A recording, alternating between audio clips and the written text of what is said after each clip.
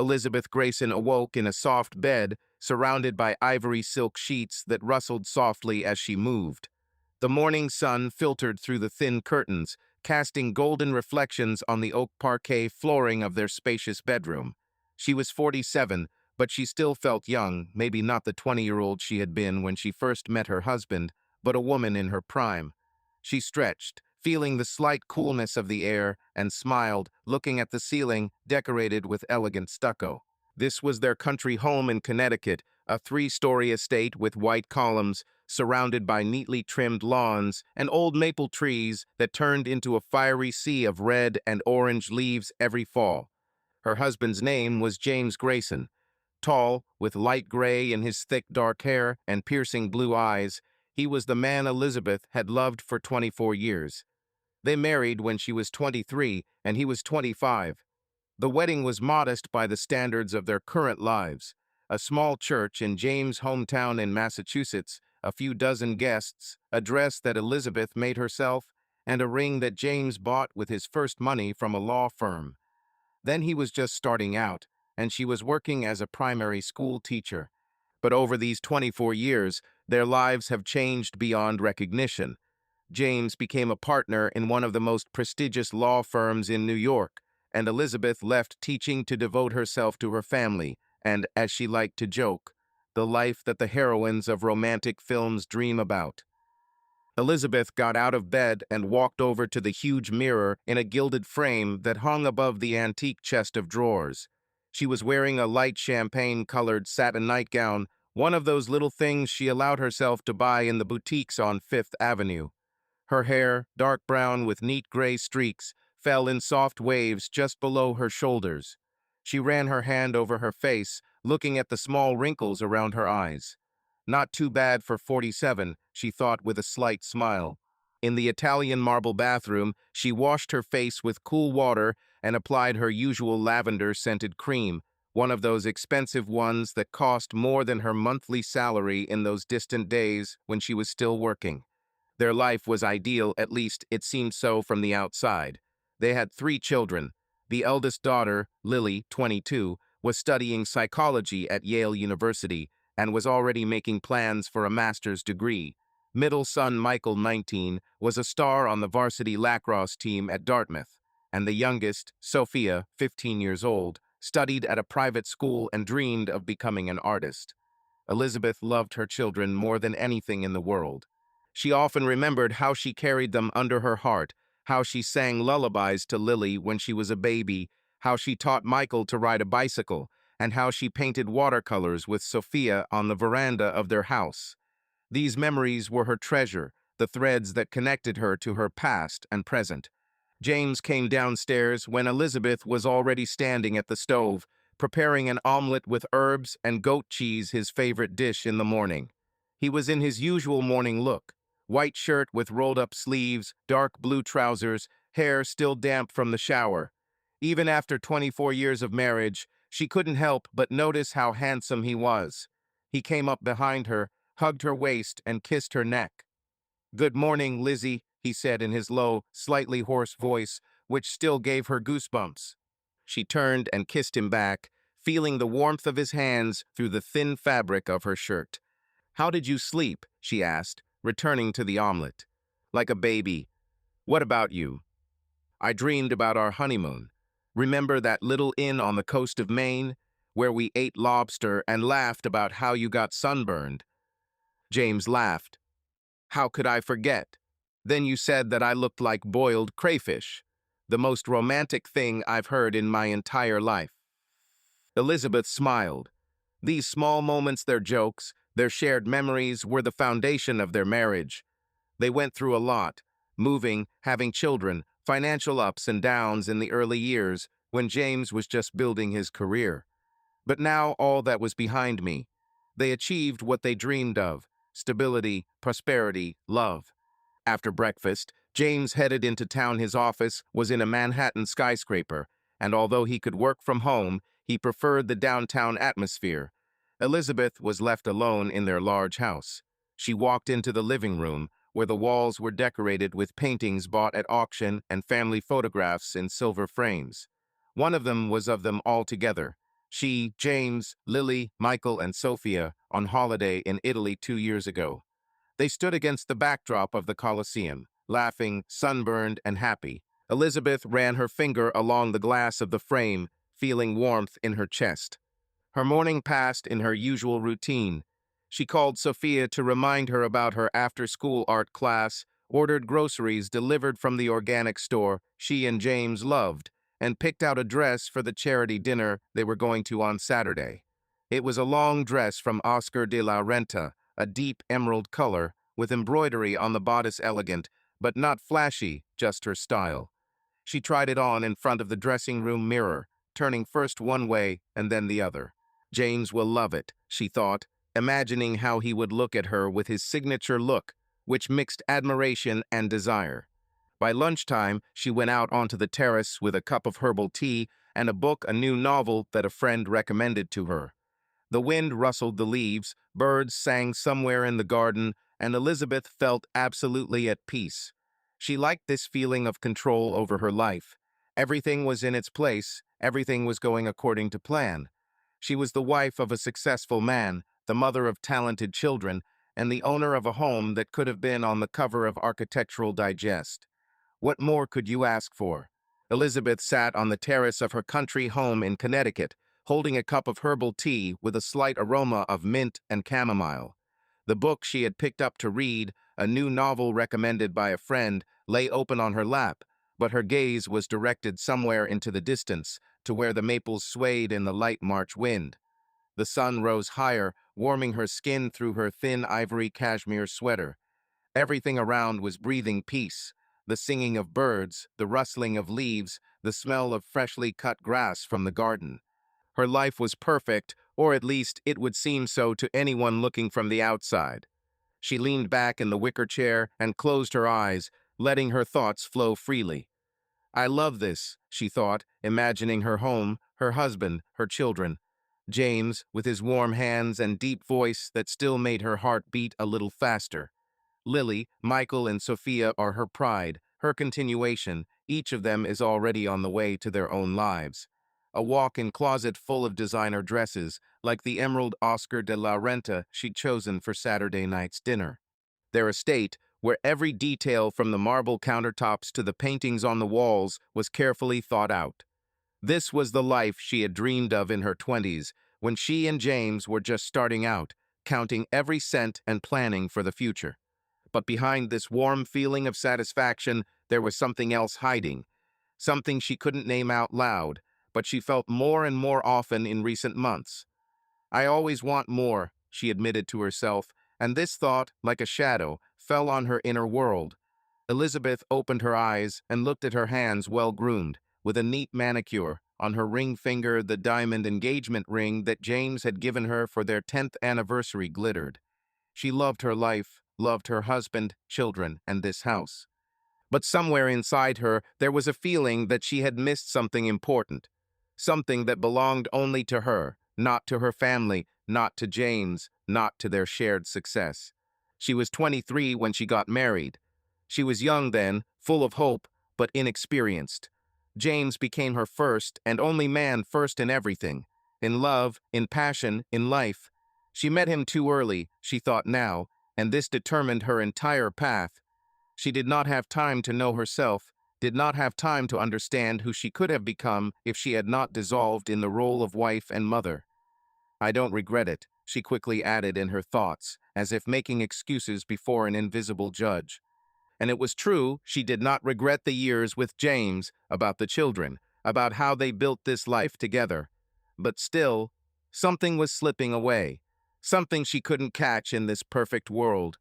Elizabeth took a sip of tea, feeling the warmth spreading through her chest. Her thoughts went back to last week, to that evening in the city. James was at another business dinner, and she decided to meet her friends at a trendy bar in Manhattan. There he was, the man whose name she still spoke to herself with slight trepidation. His name was Nathan. Tall, with short blonde hair and light stubble, he sat at the counter with a glass of whiskey in his hand. He was in his mid-40s and had an air of easy confidence about him that immediately caught her attention. They started talking by chance, she spilled a cocktail, he offered a napkin, and within 10 minutes they were laughing at some nonsense, as if they had known each other for years. Nathan was an architect who came to New York for a few weeks for work. He had warm brown eyes and a way of speaking that made Elizabeth feel alive, really alive in a way she hadn't felt in a long time. He didn't know who she was, didn't know about James, about the children, about her ideal life. And it was liberating.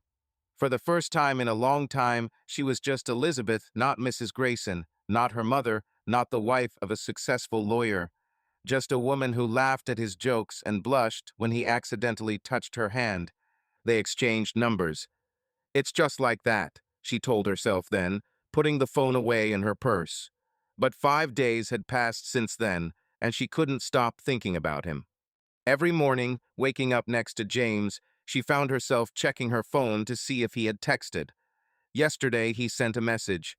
"It was nice to meet you. Would you like to have coffee tomorrow?" She didn't answer right away, but spent the whole day walking on pins and needles, coming up with excuses why she shouldn't agree. And yet, she agreed.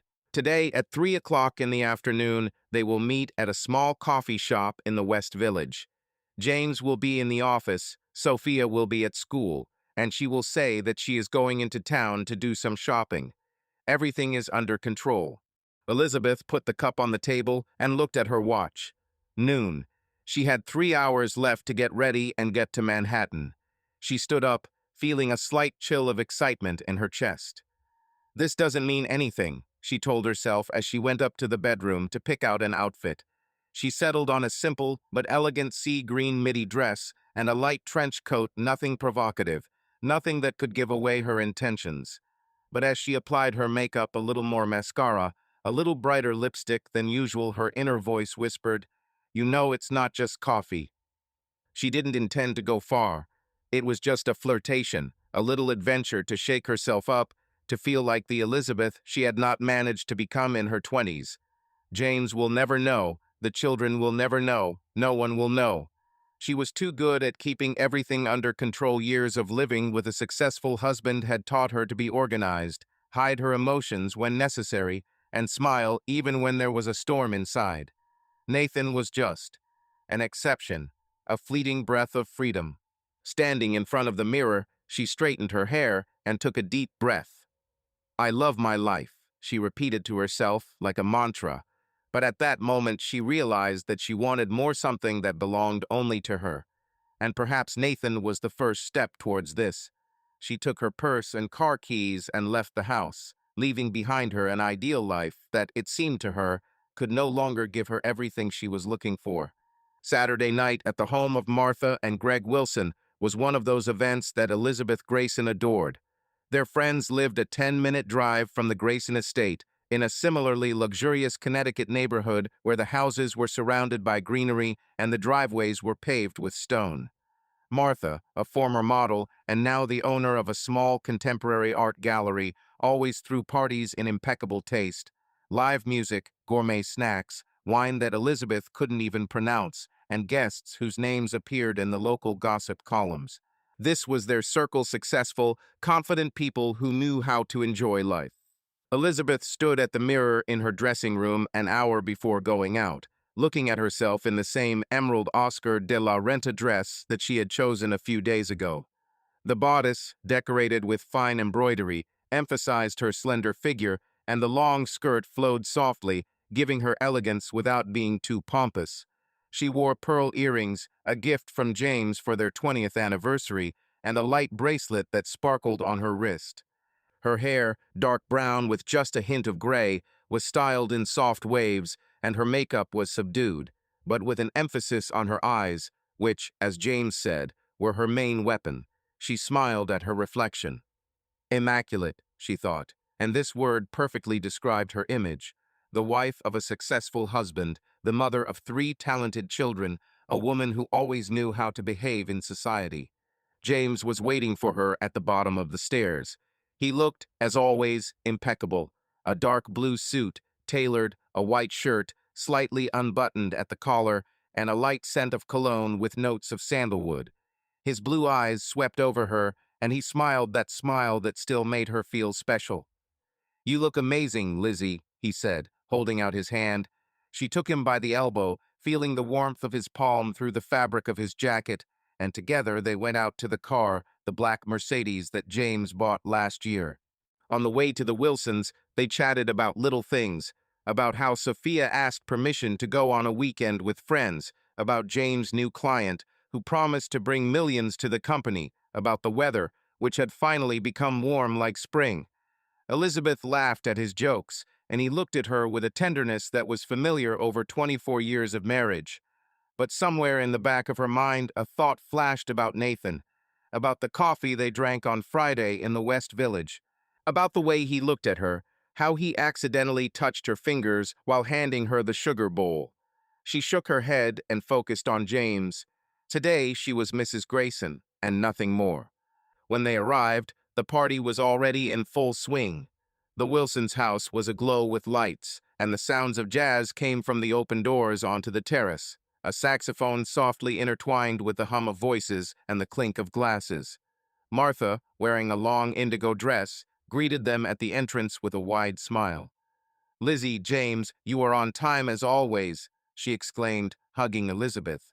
Greg, her husband, shook James's hand and immediately led him to a group of men who were discussing something about golf and stock indices. Elizabeth took a glass of champagne from the waiter's tray and looked around the room.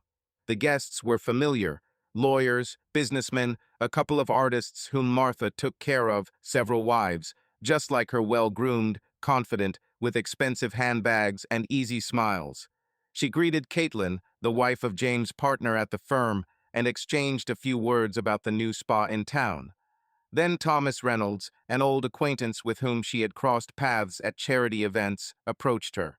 He was over 50, but he retained a boyish charm. Dark hair streaked with gray, an infectious laugh, and a way of speaking as if every word was part of some great adventure. "Elizabeth, you look like you're on the cover of a magazine today," he said, leaning slightly towards her. She laughed, brushing off the compliment, but inside she felt a slight surge of pleasure. "Thomas, you always exaggerate," she replied, smiling coquettishly. They talked about his last trip to Italy, how he almost drowned his rented boat off the coast of Amalfi. Elizabeth tilted her head as she laughed, and once or twice she accidentally touched his shoulder while adjusting an invisible crease in her dress. It was an innocent flirtation, nothing serious, just a game that she sometimes allowed herself to play on such evenings. She loved feeling wanted, loved the way men like Thomas looked at her, as if she were not just James Grayson's wife, but a woman full of mysteries. James stood at the other end of the room, surrounded by men in suits. He held a glass of whiskey and glanced at Elizabeth from time to time. She felt his gaze without even turning around. It was something instinctive, developed over years of living together. Usually his eyes would glow with warmth or pride when he looked at her in such situations. He loved when she was the center of attention, loved to tell his friends, "My Lizzie is the life of any company." But today something was different. She noticed this when she accidentally caught his eye, turning to Thomas with another joke. James looked at her silently, and something new flashed in his blue eyes, not anger, not resentment, but something more complex that she could not immediately recognize. His lips were pressed into a thin line, and the hand holding the glass froze halfway to his mouth. Elizabeth looked away, feeling her heart speed up slightly. "He doesn't know anything," she told herself, returning to her conversation with Thomas. Nathan, the coffee in the West Village, their correspondence, all this was hidden deep, behind 7 locks. James couldn't suspect because she was too careful. But this look, it was not usual. For the first time in a long time, she felt under the gun, as if he saw more than she wanted to show. She took a sip of champagne to calm herself down and smiled at Thomas, a little wider than necessary, as if to prove to herself that everything was fine. The conversation moved on to other guests. They were joined by Peter, Greg's colleague, whom Elizabeth also knew.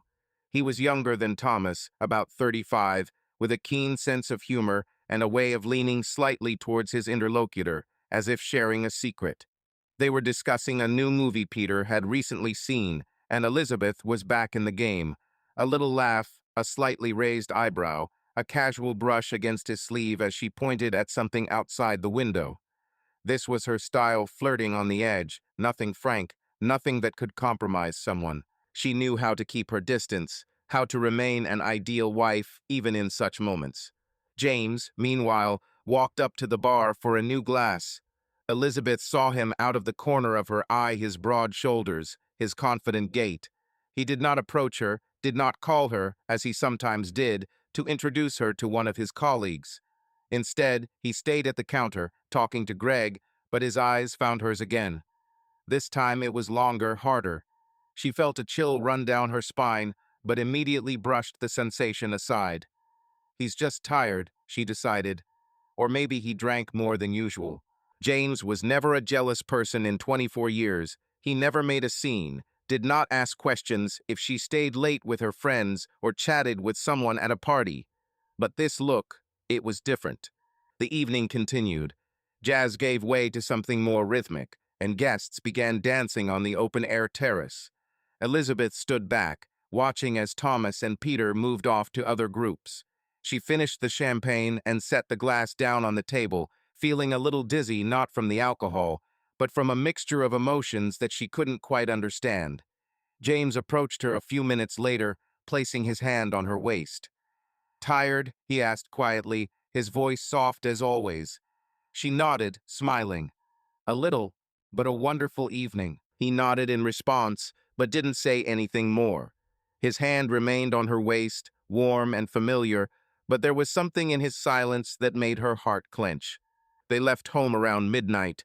The car was quiet, only the hum of the engine broke the silence. Elizabeth looked out the window, replaying the evening in her head. Laughter, conversations, James's glances.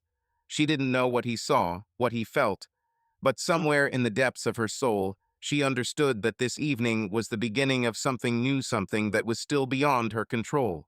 Elizabeth Grayson never thought that her life would turn into a kaleidoscope of secret meetings and forbidden pleasures.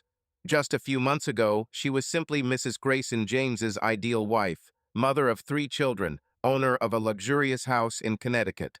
But now, sitting in her dressing room with a glass of white wine in her hand, she looked at herself in the mirror and saw another woman, the one who no longer wanted to be content with the role imposed on her by fate, the one who discovered freedom, freedom to flirt, freedom of desires, freedom to be yourself. It all started with Nathan, the same architect from the bar in Manhattan.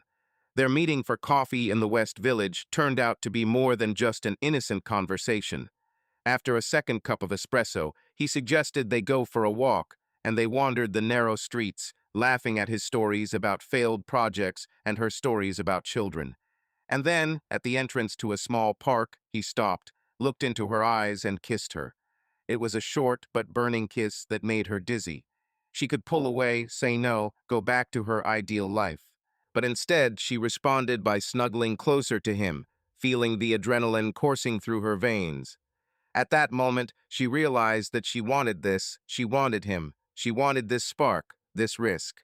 Nathan became her first lover. A successful entrepreneur, he lived in a world where anything was possible. Expensive dinners, private flights, projects that were written about in magazines. He was 42, and he had the confidence of a mature man and the cheekiness of a boy. They met in his Soho apartment, a stylish apartment with huge windows overlooking the city lights. Elizabeth loved the way he looked at her, how he said she inspired him. Their connection was not only physical. With Nathan, she felt significant, needed not as a wife or mother, but as a woman. He opened up a world that she had only read about before: exhibitions, private parties, conversations about the future of architecture. Sex with him was passionate but restrained, as if they both understood that it was a game with rules. She liked this freedom. After Nathan, something clicked in her. She began to notice the looks of other men at parties, in cafes, even in the supermarket, where she went to buy organic products. She loved the way they kept their gaze on her lips, how they casually touched her hand, offering to help with her bags. Flirting became a drug for her, easy but addictive. She didn't feel guilty towards James, at least not right away. She convinced herself that this was not betrayal, but simply a way to breathe deeply, to recognize herself, the Elizabeth she had buried under the burden of family life at 23. The second lover was Liam, a gambler whom she met at a charity evening at a casino organized by one of James' clients. Liam was 38, with messy black hair and eyes that had a dangerous sparkle in them. He was the exact opposite of Nathan, unpredictable, harsh, living on the edge. They chatted at the blackjack table, where he taught her how to bet, teasing her about her caution. "You are too correct, Elizabeth," he said with a grin, and the words touched her. She bet $100 just to prove him wrong, and she won.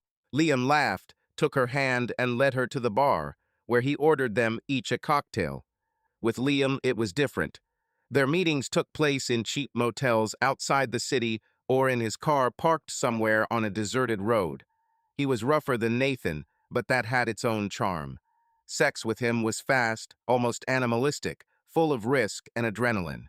He once took her to an underground casino in Brooklyn, where she watched him bet thousands of dollars on one card and then win by kissing her right at the table in front of everyone. She loved the way he broke the rules, the way he made her feel alive. With Liam, she was not the elegant Mrs. Grayson, but someone else, a woman who could take risks, even if it scared her. Austin came third, young and passionate, only 29 years old. She met him at an art studio, where she signed up for a drawing course to take her mind off Nathan and Liam. Austin was a teacher, thin, with long blonde hair in a messy bun and tattoos peeking out from under the sleeves of his shirt. He was the complete opposite of her usual life, free, creative, living in the moment. During the first lesson, he approached her to correct her brush stroke, and his fingers lingered on her hand a little longer than necessary. She felt the warmth emanating from him and looked into his green eyes, full of curiosity. With Austin, it was all about passion. Their first night happened right in the studio, after the rest of the students had left. He locked the door, turned on quiet music, and walked up to her without saying a word. They didn't discuss rules, didn't make plans, they just surrendered to the moment. His hands were everywhere, his lips left marks on her neck, and his voice whispered something incoherent, but that made it even more attractive. Austin made her feel young, desirable, almost reckless. He didn't know about her life, about James, about the children. For him, she was just Elizabeth, a woman with a brush in her hands and fire in her eyes. She liked this variety. Nathan gave her intellectual intimacy and confidence. Liam gave her excitement and chaos. Austin gave her pure, unbridled passion. She wasn't looking for love. She didn't want to destroy her family. These were her secret connections, her little rebellion against the life she had been building for 24 years. She learned to lie perfectly. She told James that she was going to meet friends, to the spa, and to go shopping. Sophia was busy with school, the older children with their universities, and James with work. No one noticed how she returned home a little later than usual, with a slight blush on her cheeks and a sparkle in her eyes. Elizabeth finished her wine and put the glass on the chest of drawers. She walked to the mirror, looking at her reflection. She was 47, but she felt more alive than at 27. These men did not replace James. She still loved him, his warmth, his reliability. But they gave her something he couldn't, a sense of freedom, power over herself, the ability to be someone else. She didn't know how long it would last and didn't think about the consequences.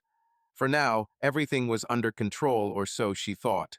She smiled at her reflection, straightened her hair, and left the dressing room to prepare dinner for the family. Secret connections remained in the shadows, but their heat still burned in her chest. Elizabeth Grayson sat behind the wheel of her white Lexus, speeding down the highway towards Manhattan. A jazz melody was playing quietly in the salon, and trees flashed outside the window, already touched by the first spring colors of March. In the back seat was a bag with a new dress, black, tight-fitting, with a low cut at the back, which she had bought especially for this evening.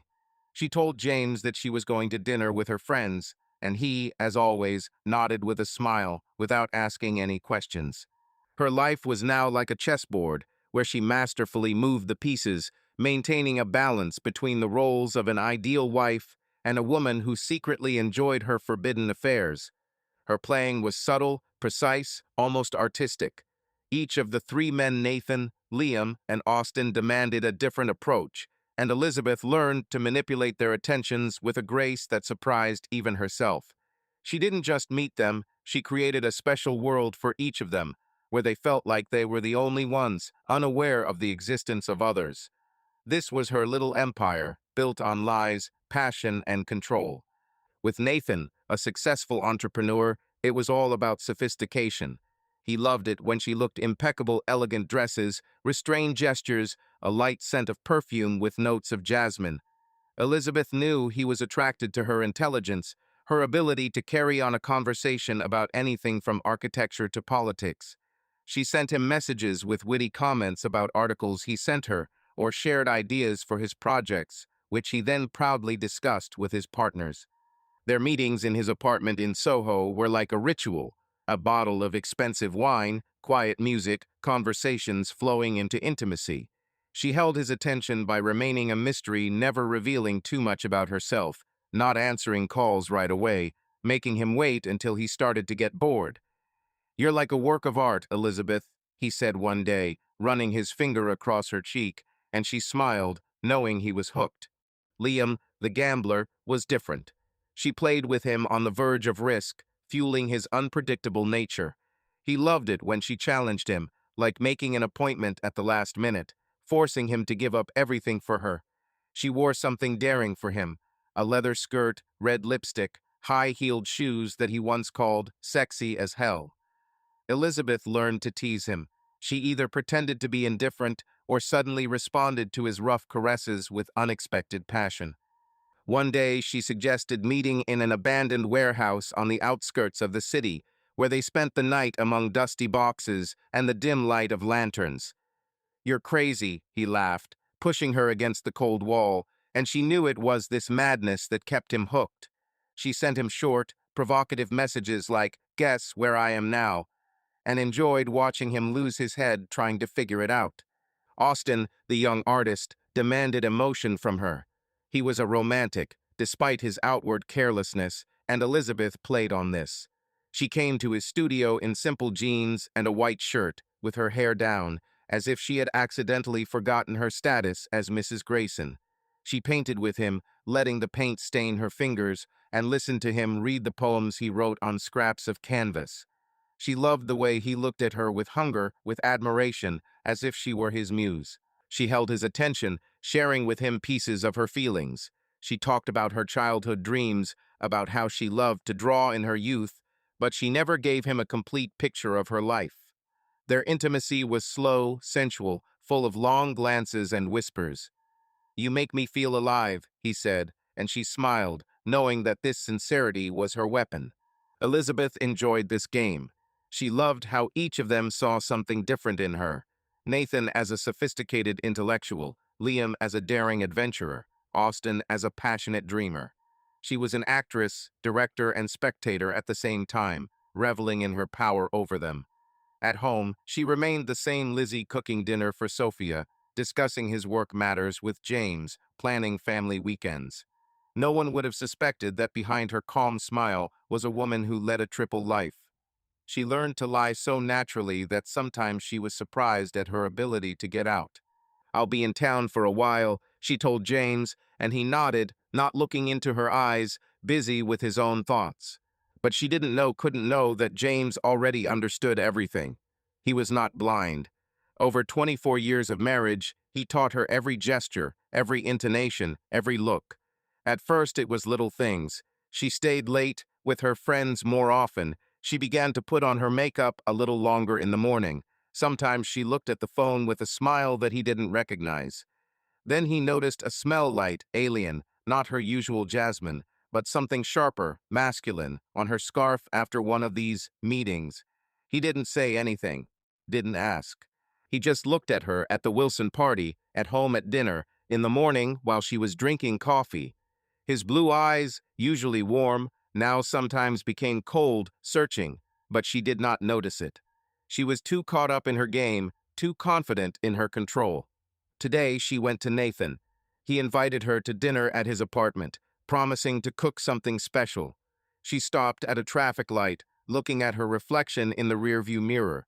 She was 47, but she felt like she was 30, full of energy, desire, life. The black dress she had chosen was her new take on Nathan. It screamed passion, but with the elegance he appreciated. She imagined how he would open the door, how his eyes would widen with admiration, how he would say something like, "You are incredible." This was what she played for these moments when she felt like the center of the world. At home, at the same time, James was sitting in his office. Her scarf lay in front of him, the same one with a foreign smell. He ran his fingers over the fabric, his face unreadable. He knew about her late returns, about her excuses, about how she became a little more distant even when she smiled at him. He found a receipt in her bag from a West Village coffee shop for the day she allegedly went to the spa. He didn't delve further, he didn't want to see more than he had already seen. But he knew. And while Elizabeth rode to Nathan, confident in her game, James sat silently in the dark, his fingers clutching his scarf, and his thoughts remained somewhere far away. Elizabeth parked at Nathan's house, straightened her hair, and got out of the car. She had no idea that her ideal world had already begun to come apart at the seams. She took the elevator, feeling a little nervous, as she did before every new move in her game. The door opened, Nathan smiled, and she stepped inside, leaving behind her all thoughts of home, of James, of what could have been different. She was here, in this moment, and for now that was all that mattered. Elizabeth stood at her bedroom window, looking out at the dark garden, where the branches of the maple trees swayed in the gusts of the March wind. In her hands, she clutched the phone, the screen of which remained blank, no messages, no calls. For the third day now, she had been trying to contact Liam, her second lover, the same gambler who brought chaos and adrenaline into her life.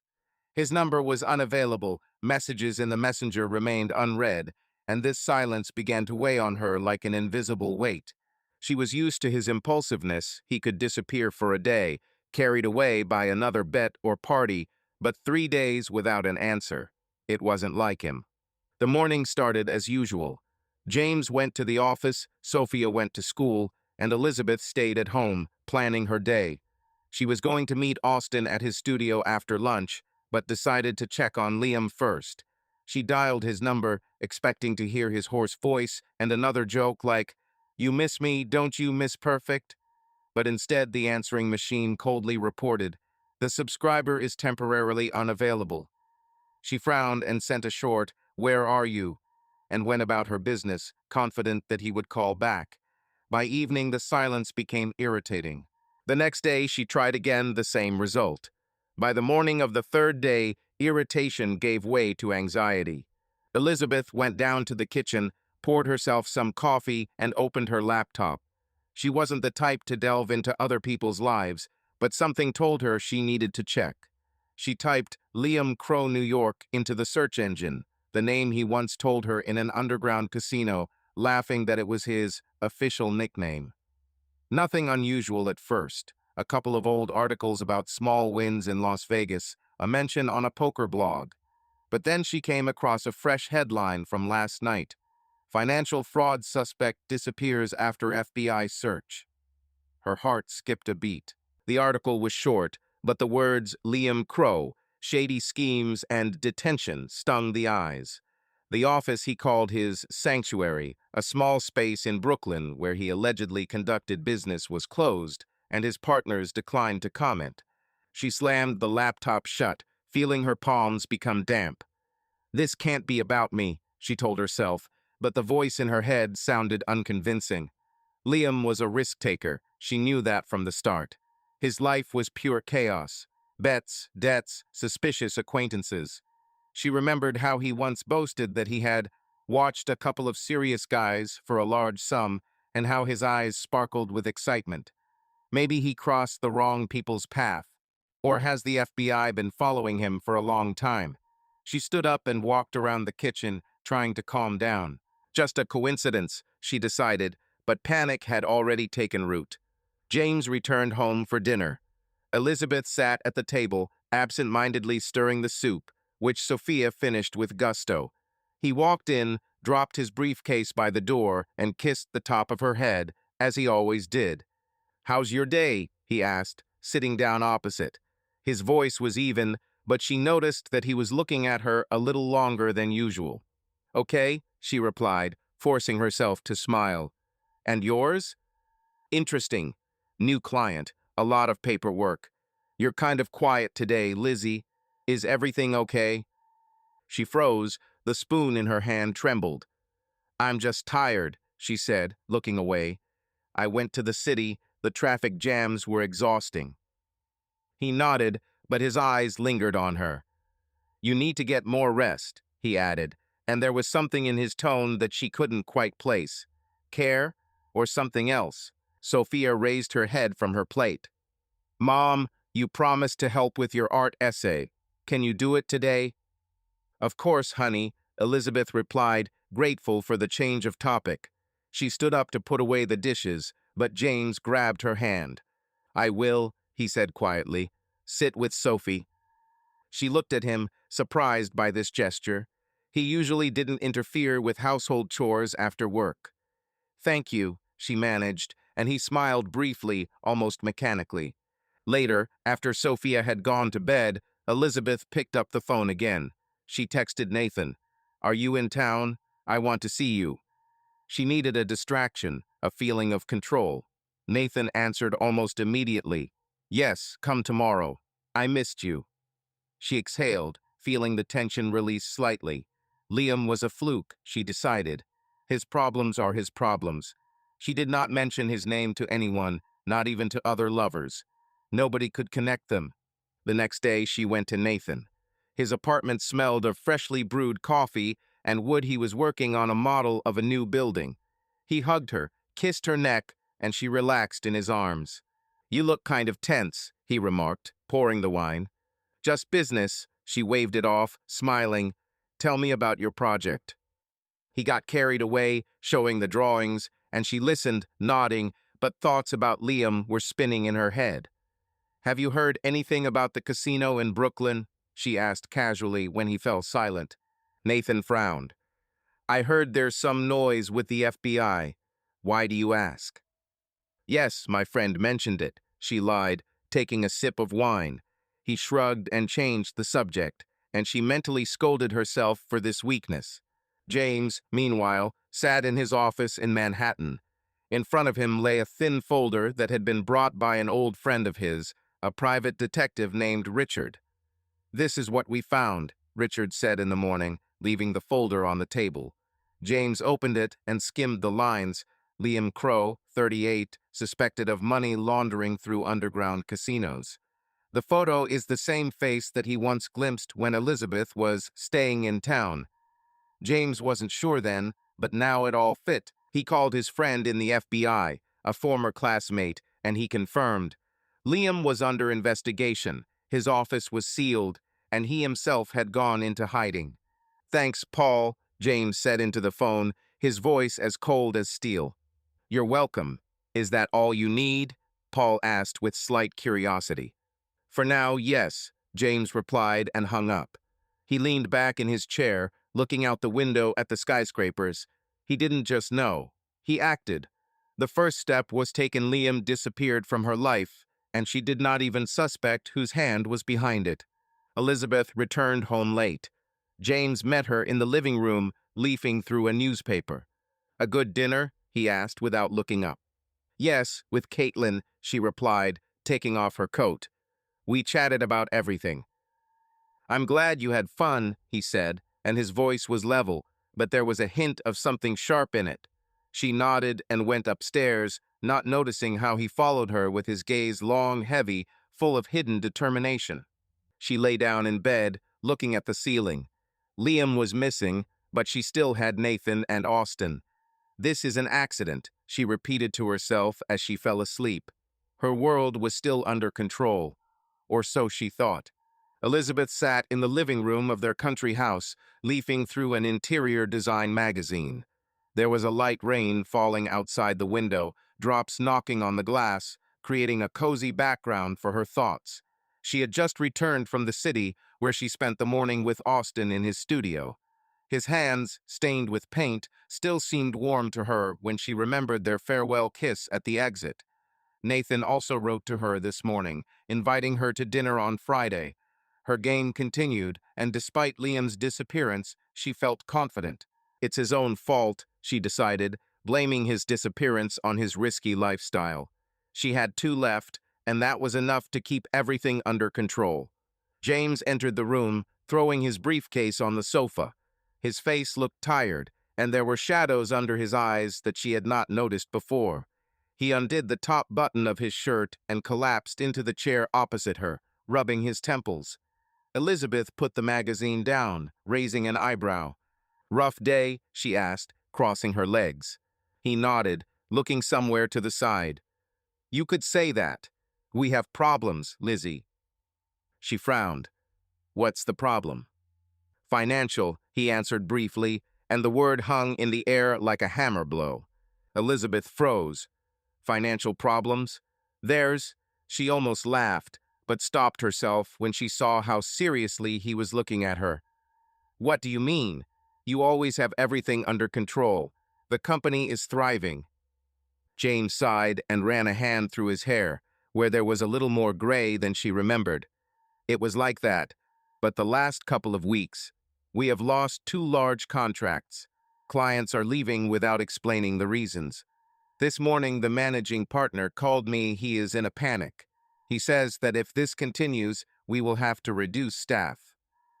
She shook her head, not believing her ears. "How is this possible? We've always had money. House, cars, kids at university. We just renovated the kitchen, James. You said to yourself that things are going better than ever." He looked at her, and something strange flashed in his blue eyes, fatigue mixed with something else that she could not make out. "I thought that was true, but the market is changing. Competitors are taking over customers. Someone started a rumor that we have problems with taxes. It's like a snowball, Lizzie. Money is slipping through our fingers." Elizabeth stood up, feeling irritation building inside her. She walked around the room, her heels clicking on the parquet floor. "Rumors? Taxes? James, you're a lawyer. You're a partner in one of the best firms in New York. How could you let this happen?" He raised his hands as if in defense. "I'm trying to fix everything. We'll hire consultants, sort out our reputation.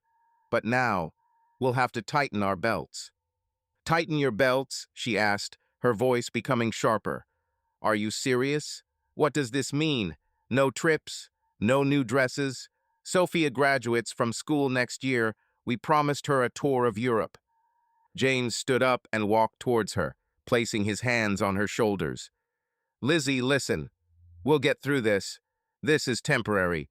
I'll find a way, like I always did. Just don't panic, okay?" She looked into his eyes, trying to find the usual confidence in them. James had always been her support, the man who turned their humble life into a fairy tale. When Lily entered Yale, he paid for the first semester without a single question. When Michael wanted a car, James simply handed him the keys. Money has never been a problem. And now he says they're leaving. It sounded absurd, like a bad joke. "Are you sure it's not a mistake?" she asked more quietly, almost pleadingly.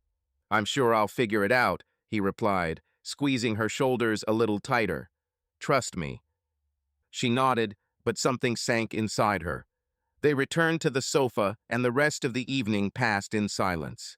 James went into his office with a glass of whiskey, and Elizabeth was left alone, looking out at the rain. She didn't fully believe him. How could this happen so quickly? A month ago, he was talking about a new client, $1 million contract, and now the money is leaving. It didn't fit in my head, but she decided it was too early to panic. James always found a way. He reassured her, and that was enough for now. The next day, she went into town to meet Nathan. She needed a distraction to feel back in her element. They sat in a restaurant overlooking the East River, and she told him about the conversation with James, omitting the details about the lovers. "Financial problems? Your golden boy?" Nathan grinned, cutting off a piece of steak. "Don't laugh," she snapped, but smiled. "He says everything is under control, but I don't know. It's strange." Nathan leaned closer, his brown eyes sparkling. "Maybe he just wants you to spend less on those dresses of yours. This is what, the 5th one in a month?" "Third," she corrected, poking him in the arm with a fork. "And it's none of your business." He laughed, and she felt the tension release. With Nathan, she could be easy, not think about what was going on at home. Meanwhile, James sat in his office, staring at his computer screen. The same folder from Richard lay on the table, but now new documents were added to it. He called his partner, Edward, in the morning.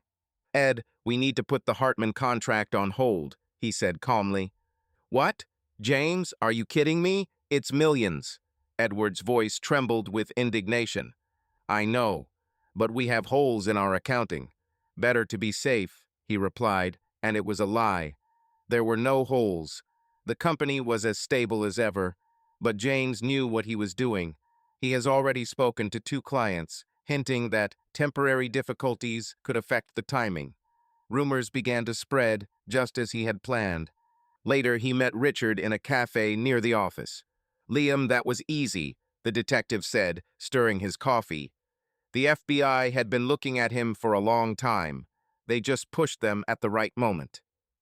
"Okay," James nodded. "What about the rest?"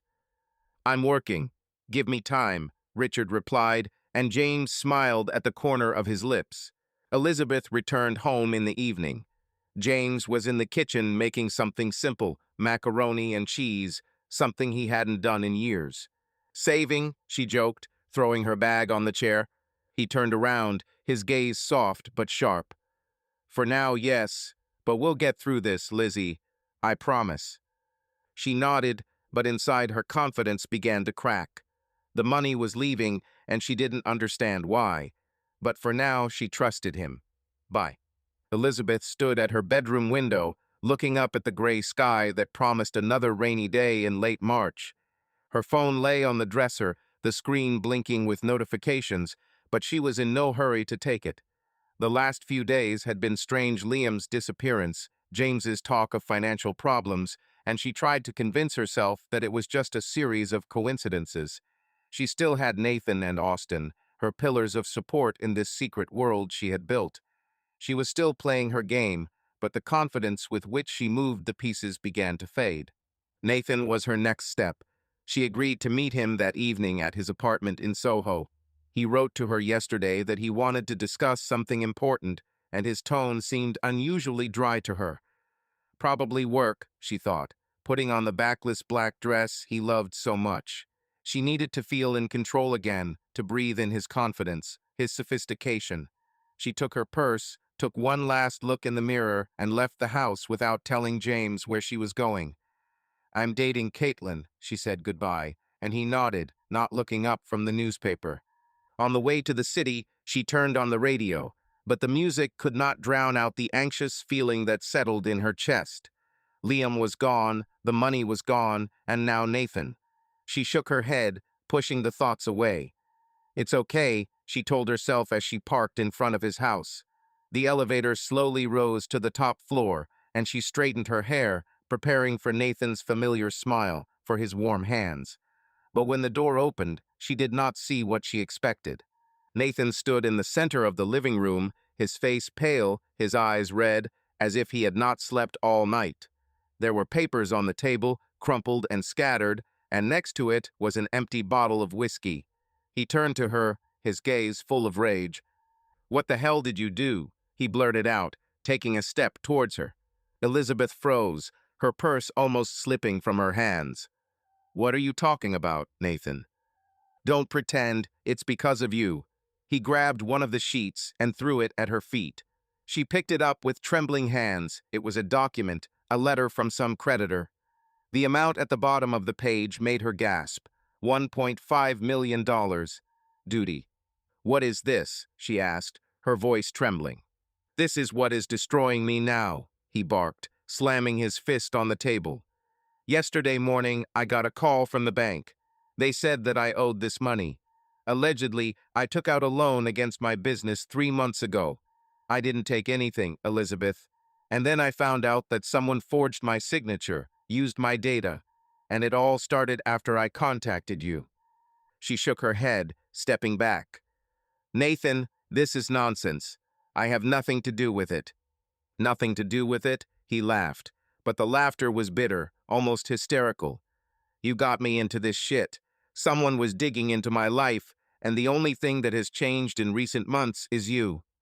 Elizabeth felt the floor disappear from under her feet.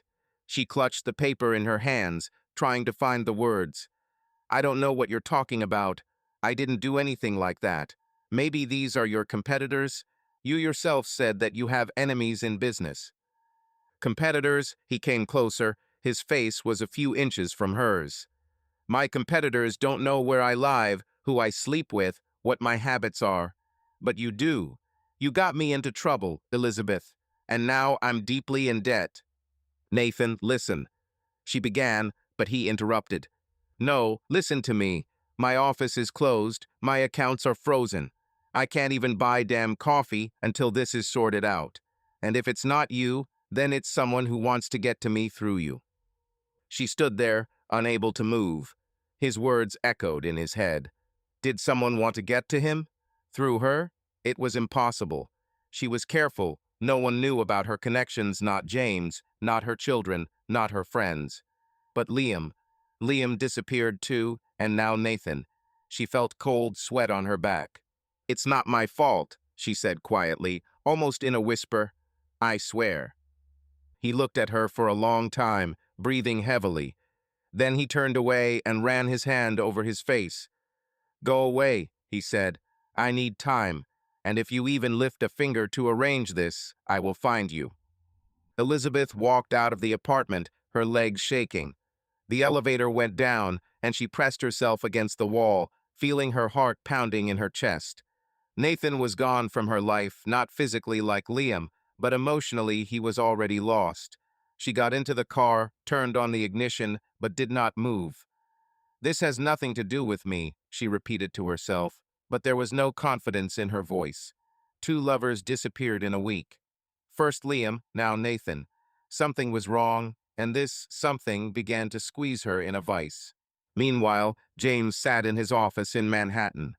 On the table was a report from Richard, his detective. "Nathan Wells," it said at the top. James flipped through the pages. A fake loan through an offshore company, Nathan's signature copied from one of his contracts. Everything looked perfect, too perfect for anyone to suspect a setup. James smiled at the corner of his lips. He didn't just know about Nathan, he saw him once, briefly, when Elizabeth stayed in the city. Richard put together a dossier. An architect, successful, but with vulnerabilities. The $1.5 million debt was a trap set by James through his connections in the financial world.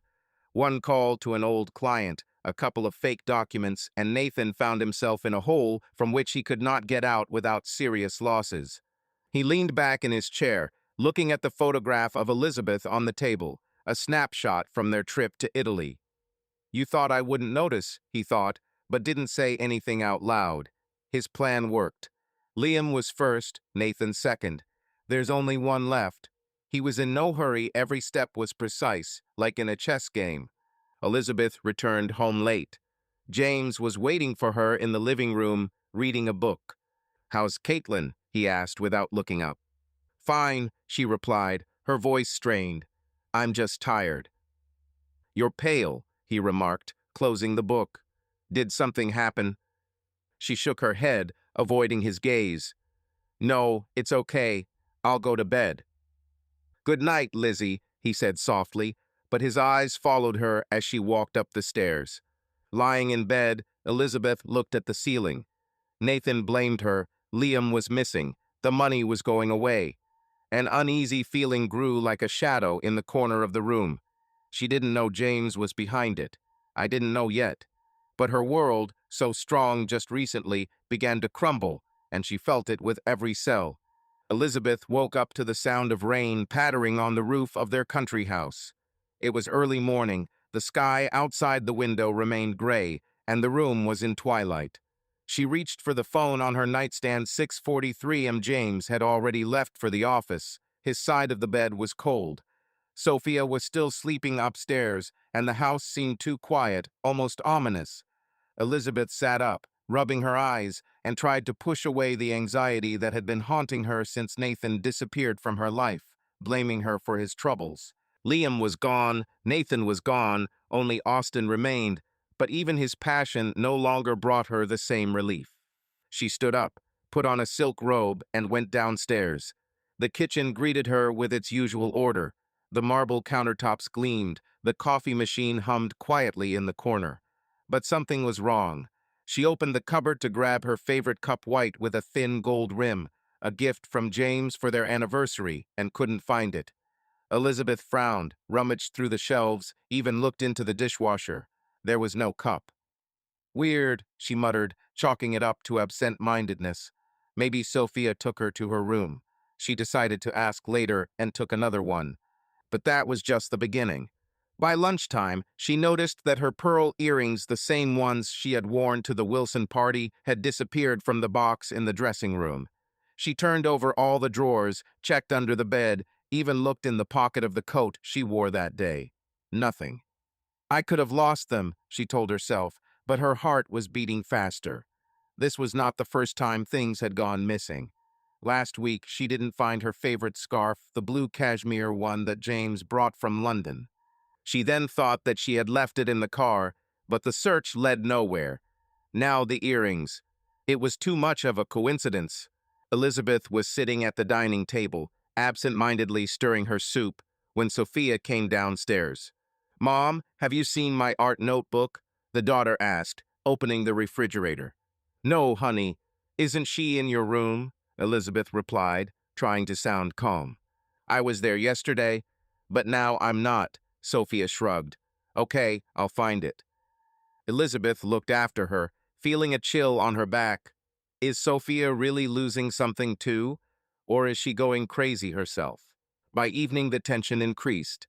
She decided to check her email, a common activity to distract herself. Among the bills and flyers lay a plain white envelope with no return address. She opened it, expecting an invitation to another charity event, but there was a note inside. Typed text, short and sharp. "Did you think this would remain a secret?" Elizabeth froze, her fingers clenching the paper. She reread the words, feeling her blood run cold. Who wrote this? What did they know? Her thoughts were racing between Liam, Nathan, and Austin. Maybe Nathan decided to take revenge. Or was someone else watching her? She tossed the note into her desk drawer, trying to convince herself it was a joke. But the next day, her diary disappeared, a small, leather one, where she wrote down meetings, including those that she disguised as dinners with friends. She looked for it everywhere, in the bedroom, in the car, even in bags that she had not taken for weeks. It disappeared, as did the cup, earrings, and scarf. And in the evening, opening her purse after a trip to the city, she found another note tucked between her wallet and keys. How many were there? The letters were printed in the same font, and Elizabeth felt a panic run through her. Someone was here, she said out loud, looking around. The house seemed alien, the familiar walls, paintings, furniture now concealed a threat. She walked into the living room and turned on all the lights, checking the corners as if expecting to see a shadow. The silence was oppressive. She grabbed the phone and dialed Austin, the only one left. "Hi." His voice was warm, sleepy. "Did something happen?" "Can you talk?" she asked, her voice trembling. "Of course. Are you okay, Elizabeth?" "I don't know," she admitted. "I have a strange feeling, as if someone is watching me." He paused. "He's watching? Are you sure?" "No," she swallowed. "Maybe I'm just tired. Forget it." "Come to me," he suggested. "You need a distraction." "Tomorrow," she replied and hung up. But the anxiety did not go away. James returned home late. Elizabeth was sitting on the sofa, wrapped in a blanket, with a glass of wine in her hand. He dropped his briefcase by the door and looked at her. "You went to bed early," he noted, sitting down next to her. "I can't sleep," she answered, avoiding his gaze. "James, have you noticed anything strange in the house?" He frowned. "Weird? Like?" "Things are disappearing," she said quietly. "My cup, earrings, scarf. Today, a diary." He shrugged. "Maybe Sophia took it, or you forgot it somewhere." "I didn't forget," she snapped. "And that's not all. I found a note." "A note?" His voice was even, but his eyes narrowed slightly. "What note?" She hesitated, realizing she couldn't show him. Just nonsense. Probably a joke. "Show me," he said, holding out his hand. "I threw it away," she lied, and he nodded without insisting. The next day, she went to Austin. His studio smelled of paint and coffee, and she tried to relax by painting with him. But when he went out to get water, she noticed that her bag was slightly open.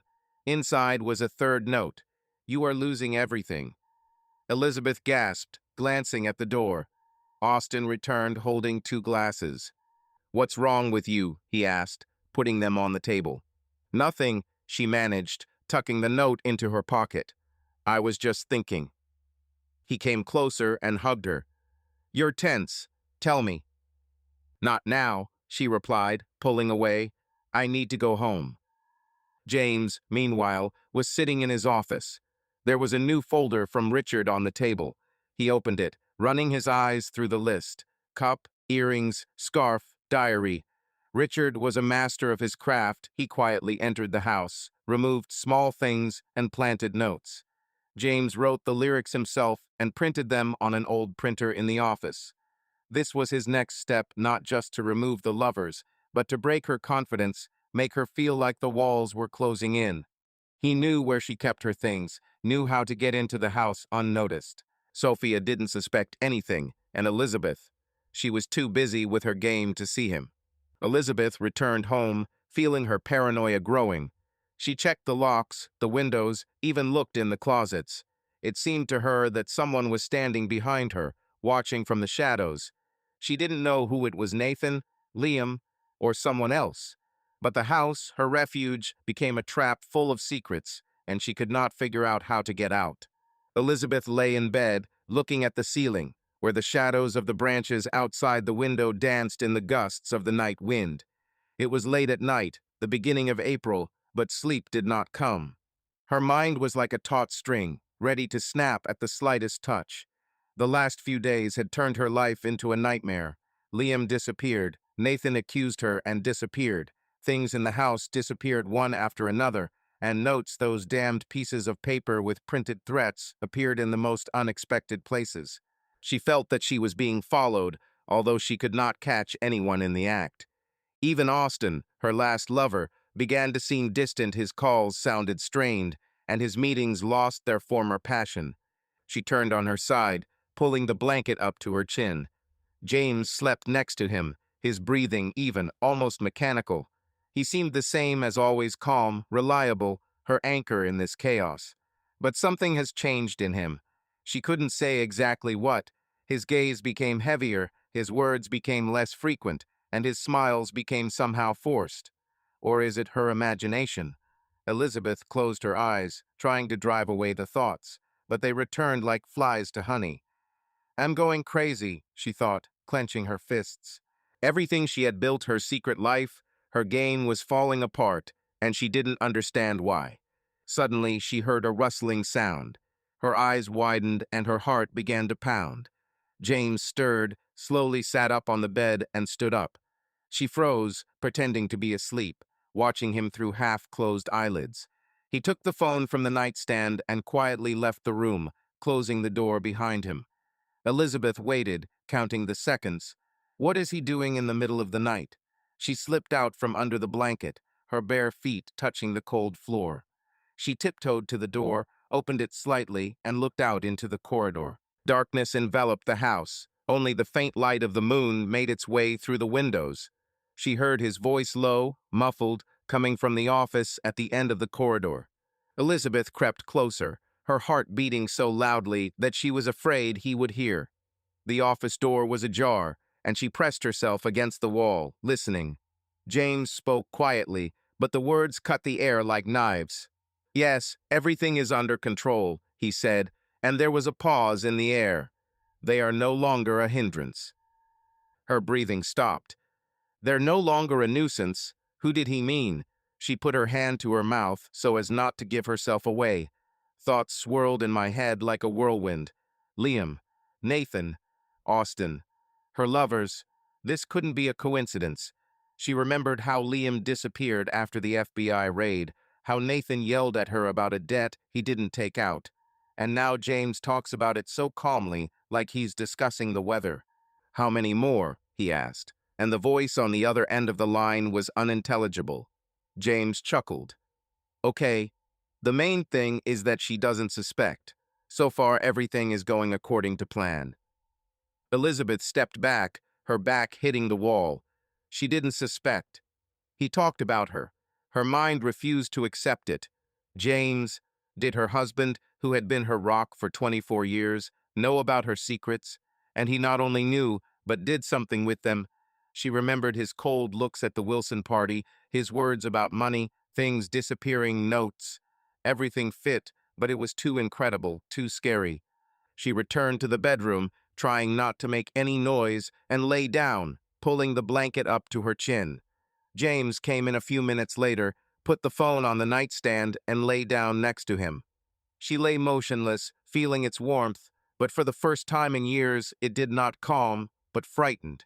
Morning came too quickly. James left for the office, kissing her forehead as always. "Have a nice day, Lizzie," he said, and his voice was soft, but she heard something foreign in it. She nodded, forced a smile, and was left alone. Sophia went to school, and Elizabeth wandered around the house like a ghost. She checked the box where she hid the notes. They were there. "Did you think this would remain a secret? How many were there? You're losing everything." She called Austin, her last lover, to make sure he was okay. "Hi," his voice was tired. "How are you?" "I'm fine," she lied. "And you? Is everything okay?" "Yes, just a lot of work," he replied. "Come today if you want." "Definitely," she said and hung up. But the anxiety did not go away. "There's only one left," James said. "Is this about Austin?" She clutched the phone, feeling reality slipping away. By lunchtime, she decided to talk to a friend, Caitlin, whom she often covered for. They met in a cafe in the city. "You look terrible," Caitlin said, stirring her coffee. "What's wrong with you?" "I'm just awake," Elizabeth replied, fiddling with her napkin. "Too much of everything." "James, money?" Caitlin asked, leaning closer. "That too," she avoided. "Listen, you didn't tell anyone about my meetings?" Caitlin frowned. "What kind of meetings? You're always with me or with other girls?" "Yes, of course," Elizabeth forced herself to smile. "Forget." But she couldn't forget.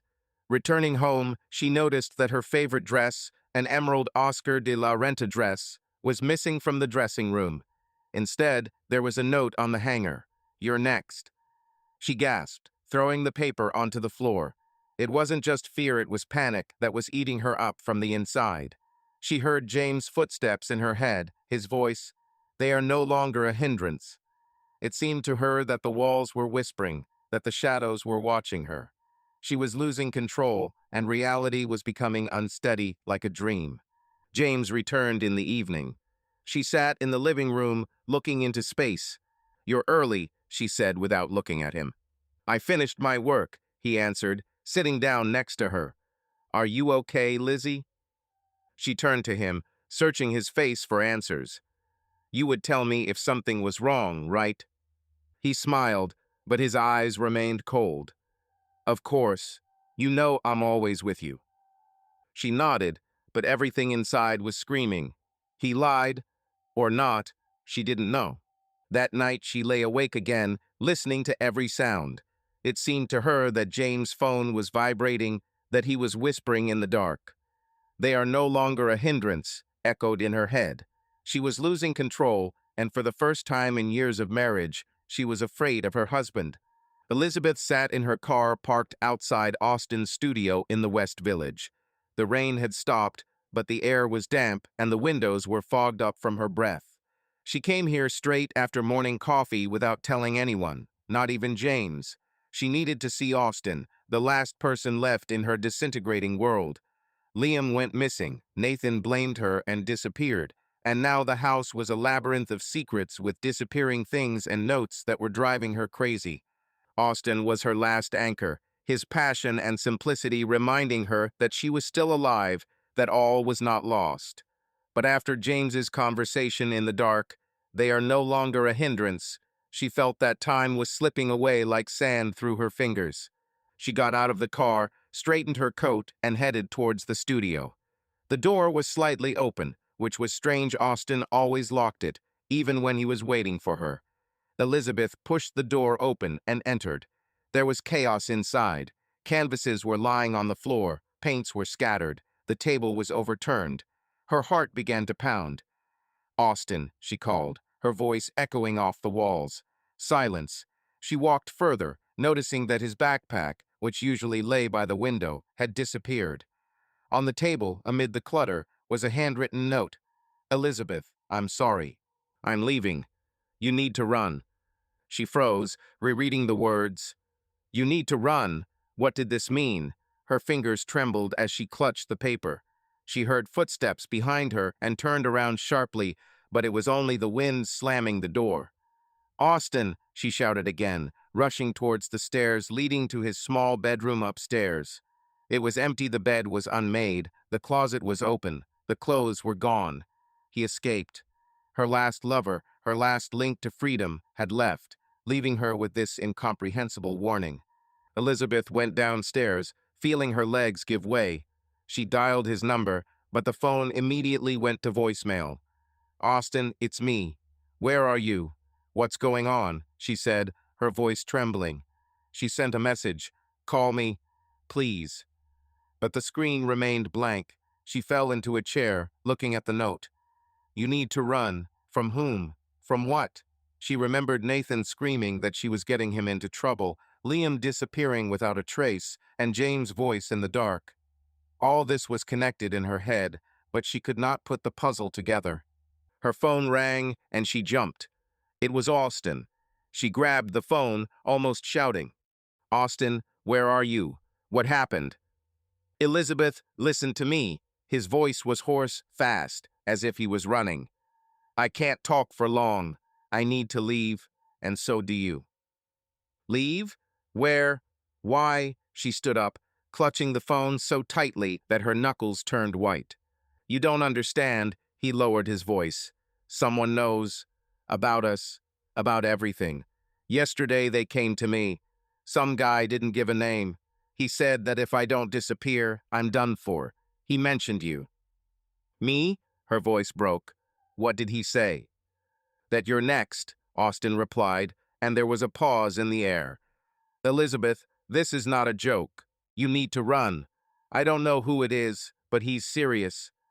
"Austin, wait." She started, but he interrupted. "I'm sorry. I can't stay. Goodbye."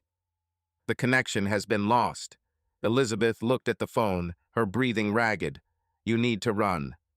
Those words echoed in her head, mingling with the note she found at home. "You're next." She threw the phone on the table and wrapped her arms around herself, trying to stop shaking. Austin escaped, last of three. She was left alone, and now someone who followed her. She didn't understand who to run from and where. From James, from Nathan, who decided to take revenge, from the ghosts of the past. She returned home, barely remembering the way. James was in the living room, reading a book. He looked up as she entered, throwing her bag on the floor. "You're early," he said, his voice calm as always. "How's Caitlin?" "Fine," she managed, avoiding his gaze. "I'm tired." "You look scared," he remarked, closing the book. "Did something happen?"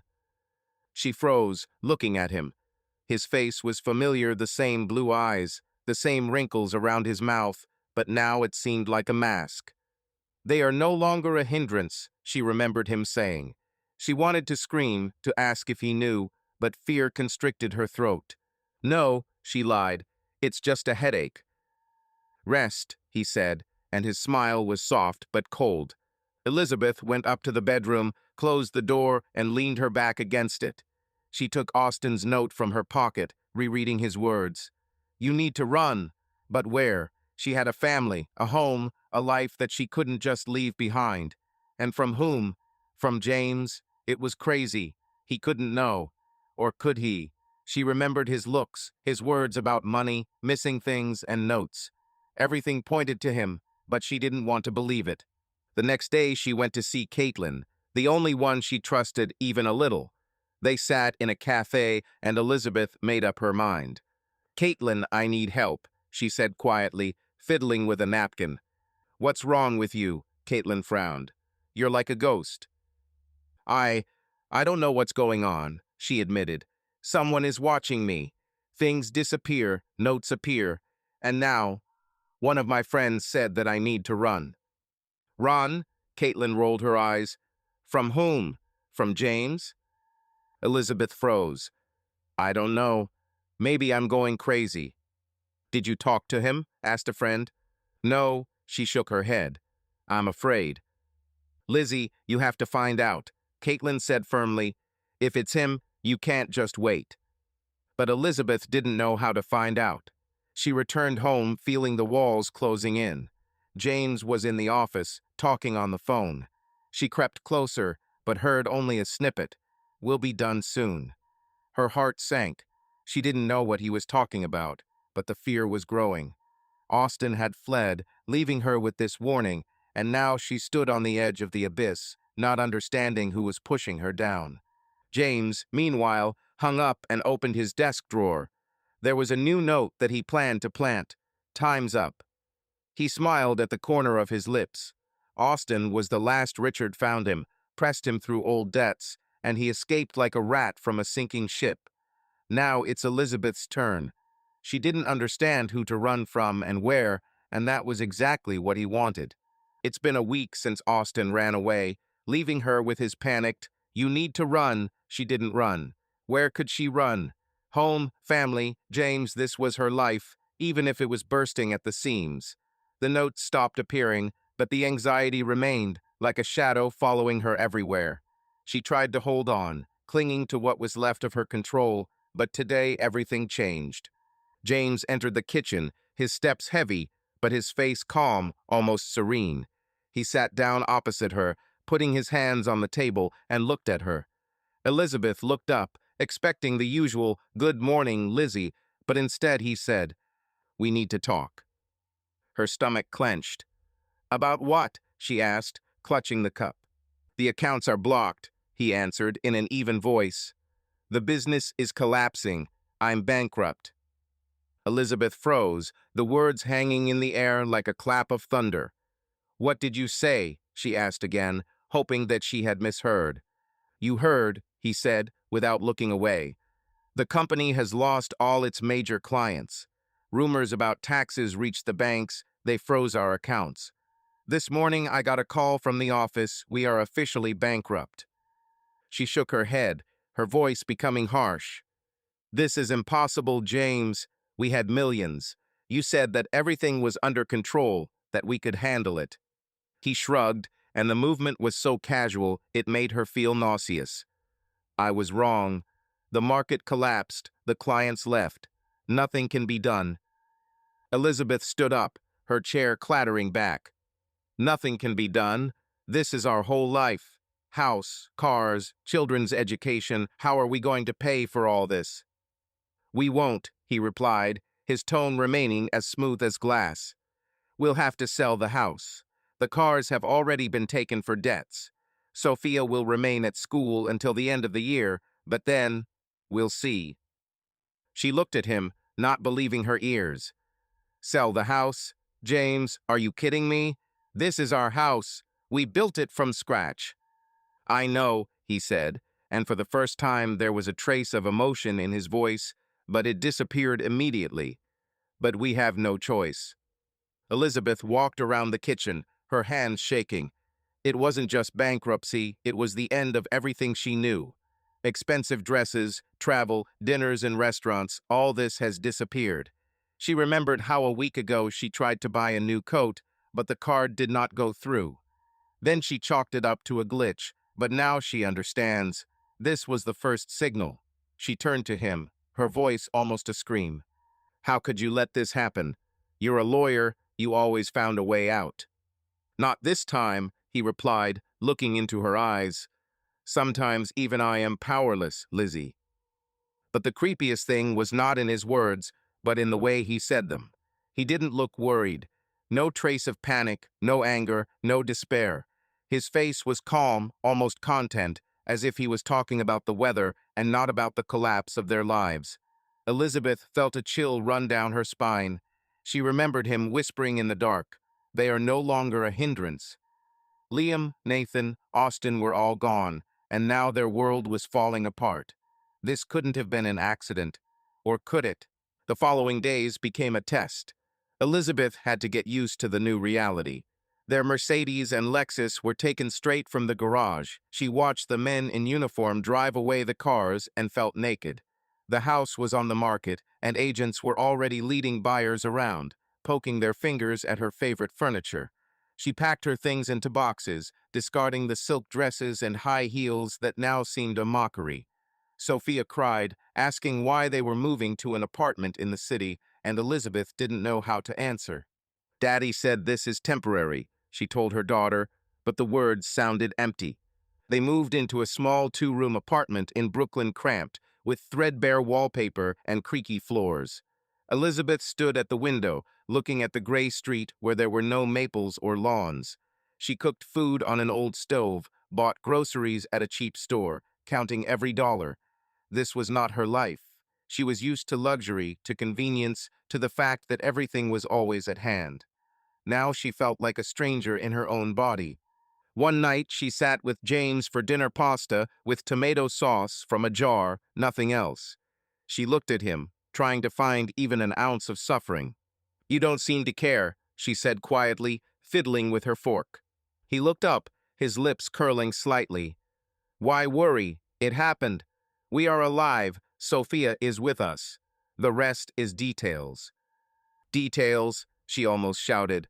"Our life has collapsed, James. We have nothing." "We have each other," he answered, and his voice was so soft that she choked. "Isn't this enough?"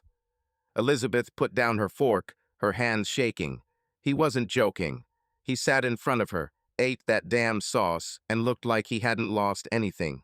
She remembered his words about clients, about rumors, about taxes. Why didn't he fight? Why didn't you hire lawyers and go to court? She got up, went into the bedroom, and closed the door. "He knows, pounded in my head. But how to prove it? And what does he know? About her lovers? About her lies?" The next day, she met Caitlin in a cafe, the only place where she could breathe out. "He's bankrupt," she said, looking into her cup. "Everything is lost. And he is calm, Caitlin. This is not normal." "Maybe he's just resigned himself," suggested a friend. "James doesn't humble himself," Elizabeth countered. "He always found a way out. And now he sits and smiles as if he had won." Caitlin frowned. "Do you think he's hiding something?" "I don't know," she whispered, "but I'm scared." James, meanwhile, was sitting in his new room, a corner in the apartment where there was an old table. He opened his laptop and checked his email. Letter from Richard. "All accounts are closed as you wanted. Business is dead." He smiled. It wasn't a collapse, it was his plan. He set up everything. Rumors, clients leaving, accounts blocked through old connections. The money was hidden offshore, but she won't know it. He wanted her to feel empty, for her world to collapse like she had destroyed his trust. And his calmness. This was his victory. Elizabeth went to bed looking at the cracked ceiling. She didn't understand why he wasn't broken. And that scared her most of all. Elizabeth stood at the window of their cramped Brooklyn apartment, looking out onto the gray street where children kicked a ball between parked cars. April was drawing to a close, and the rain had left puddles on the sidewalk, reflecting the dim light of the street lamps. She was holding a mug of cheap tea their last luxury, coffee, had run out yesterday. Life without the usual comfort became a routine. She got used to the creaking of the floor, to the smell of dampness, to the fact that her wardrobe now consisted of a pair of jeans and old sweaters. But there was still a smoldering hope inside her that this was temporary, that James would find a way out, as he always did. His calmness, although it frightened her, was the anchor that kept her afloat. Until tonight. James entered the room, his steps slow, almost hesitant. He placed the briefcase, old, battered, the only one left after the bankruptcy, by the door, and sat down at the small table where they now ate, slept, and lived. Elizabeth turned around, noticing that he was not looking at her. His face was tired, but there was something new in his eyes, not coldness, not indifference, but some strange determination. "Lizzie, we need to talk," he said quietly, his voice soft but firm, like a stone under velvet. She walked over to the table, sitting down opposite. "About what? About money? About a house?" she asked, feeling something shrinking inside. "No," he shook his head and took a folded piece of paper from his pocket. "About us." Elizabeth frowned as she watched him unfold the document and place it in front of her. She skimmed the headline, "Dissolution of Marriage." Her breathing stopped, her heart skipped a beat. She looked up at him, not believing. "What is this?" she whispered, although the answer was obvious. "I'm filing for divorce," he said, and his voice remained even, almost gentle. "I think it will be better this way." "Better?" She jumped up, and the chair fell. "Are you kidding me, James? Divorce? After everything we've been through?" He looked at her without looking away, but there was no anger or pain in his face, only this damned calm, which she hated more and more. "Lizzie, listen to me," he began, folding his hands on the table. "You deserve better. I am no longer who I was. I am a nobody, a beggar. I have nothing to give you, no money, no future. You deserve a man who can provide for you like before." She laughed, but the laugh was bitter, almost hysterical. "Deserve better? You were my husband for 24 years. We built this life together, and now you say that I should find someone else because you are bankrupt." "Yes," he nodded, and his simplicity hit her like a slap in the face. "I can't keep you in this hole. You're not made for this, Lizzie. You love luxury, comfort, freedom, and I'm an empty place now." Elizabeth collapsed back into her chair, her hands shaking. She looked at him, trying to find at least a hint of a joke, a lie, but his eyes were serious. "You can't be serious," she said, her voice breaking. "We have lost everything, but we have Sophia, we have us. You can't just leave." "I'm not leaving," he replied, leaning closer. "I'm letting you go. These are different things. I love you, Lizzie, always have. But I can't watch you fade away in this apartment, counting every cent. You should live, not survive with me." "Live," she hit the table with her fist, and the paper jumped. "Do you think I can live without you? After everything? You are my husband, James." He smiled, a weak, sad smile that broke her heart. "You're strong. You'll find a way. And I've become your anchor, but not in a good way. I'm pulling you down." Elizabeth shook her head, tears burning her eyes. "That's not true. We can handle it. We always have." "Not this time," he said quietly. "I signed the papers. Tomorrow I'll submit them to court. It's decided." She jumped up and rushed towards him, grabbing him by the shirt. "You won't do this. You can't leave me, James. Not now that everything has collapsed." He took her hands in his, gently but firmly pulling her away. "I'm not leaving you. I'm giving you freedom. This is what you wanted, isn't it?" Her breathing stopped. "You wanted this, didn't you?" Those words echoed in her head, reminding her of Liam, Nathan, Austin, her secret life, her game. Did he know? Was this a hint? She stepped back, looking at him in horror. "What do you mean?" she whispered. "You've always been a free soul," he replied, and his voice was so soft that she couldn't tell whether he was mocking or not. "I just want you to stay like this." Elizabeth fell onto the sofa, covering her face with her hands.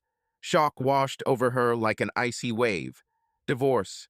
After 24 years of marriage, after children, after everything they had been through, he left her. And not because he fell out of love, but because he considered himself nobody. She couldn't believe it. Her mind screamed that this wasn't true, that there was something more behind his words. His calmness, his confidence, it was not the despair of a bankrupt. It was something else, but she couldn't put her finger on it. "What about Sophia?" she squeezed out, looking at him through her tears. "What will happen to her?" "She will stay with you," he said. "I will help as much as I can. But she is better off with you. You have always been her center." "You can't decide for me," she shouted, standing up. You can't just walk away and leave me alone. I'm not going far, he replied. I'll rent a room somewhere nearby. But the marriage, it's over, Lizzie. She looked at him. Her world was completely collapsing. Liam, Nathan, Austin were all gone. Money, home, luxury lost. And now James. She was left alone in this miserable apartment, with a daughter she could barely provide for, and with emptiness inside. Despair overwhelmed her. She wanted to scream, to hit him, to beg him to stay, but the words were stuck in her throat. She fell to her knees, tears streaming down her face, and he just looked calmly, almost with pity. "Why don't you fight?" she whispered. "Why are you so calm?" "Because I accepted it," he replied, standing up. "And you will have to." He went into the bedroom, leaving her on the floor. Elizabeth clenched her fists, her nails digging into her palms. Shock gave way to despair, and despair to fear. He didn't look broken. He looked like a winner, and that was the creepiest thing. She didn't understand what was happening, but she felt that this was the end not only of their marriage, but of herself. Elizabeth sat in a small coffee shop in Brooklyn, staring at her cup of cold latte. A month has passed since James filed for divorce, and her life has become a drab routine. Their marriage was officially dissolved 2 weeks ago quickly, without controversy, without drama. He left her Sophia and a small amount, which was barely enough to rent their cramped apartment and food. She had sold her last few expensive items, a couple of purses, and a ring to pay the bills, and her wardrobe now consisted of faded jeans and plain t-shirts. Sophia went to stay with a friend for the weekend, and Elizabeth was left alone, trying to figure out who she became after everything she had collapsed. She looked up from her cup as the coffee shop door opened to admit a man. He was about 50, tall, with neatly styled dark hair, slightly touched with gray, and wearing an expensive gray coat that contrasted sharply with the shabby interior of the establishment. He ordered coffee and, looking around the room, headed to her table. "Excuse me, is it free here?" he asked. His voice was deep, with a slight hoarseness. Elizabeth nodded, slightly surprised. "Yes, sure." He sat down, putting his cup on the table. "I notice you're sitting alone. I don't like it when beautiful women look so sad." She smiled, feeling warm from the compliment for the first time in a long time. "Thanks. Just thinking." "Robert," he introduced himself, holding out his hand. "Robert Clayton." "Elizabeth," she replied, shaking his hand. His skin was warm and his grip was confident. They started talking. Robert turned out to be a widower who lost his wife 3 years ago. He owned a real estate company, lived on the Upper East Side, and clearly didn't know what it meant to count every dollar. His manner was gallant, his words charming, and Elizabeth found herself laughing at his jokes about New York City traffic and eccentric customers. For the first time in months, she felt alive and not a shadow of the woman she had been. "You don't look like the type to drink coffee in a hole like this," she said, teasingly. "And you don't look like the man who sits here," he retorted, and his eyes flashed. "Maybe I'll pick you up tomorrow. I'll show you a better place." She hesitated, but then nodded. Why not? The next day, he picked her up in a black Bentley, and Elizabeth, wearing the best thing she had left, a simple black dress, felt fate smile on her again. They dined at a restaurant overlooking Manhattan, where champagne cost more than her month's rent. Robert was attentive. He opened the door for her, ordered the best dishes, and told stories about his trips to Europe. "You deserve better than this coffee shop," he said, raising his glass. "You don't even know me," she replied, but she smiled. "I see enough," he said, and his gaze was warm, almost hypnotic. A week later, he started pampering her. First, it was a bouquet of roses, delivered to her door with a note, "For the most charming woman." Then a silk scarf from Hermes, which she found in a box on the doorstep. Then he gave her diamond earrings, real ones, not like the ones she sold. "They suit you," he said when she wore them on their third date. Elizabeth looked in the mirror, feeling the woman she was returning to elegant, desirable. Robert took her to galleries, treated her to restaurants, even paid her electricity bill when she accidentally mentioned that she was late on a payment. "You shouldn't," she said, blushing. "And I want to," he answered, kissing her hand. "Let me take care of you." Sophia noticed a change. "Mom, you're smiling again," she said over dinner one day. "It's just, life is getting better," Elizabeth replied, and for the first time in a long time, it wasn't a lie. But soon she began to notice strange things. The first coincidence happened 2 weeks after they met. They were walking in Central Park when Robert received a call. He walked away, but she heard a fragment.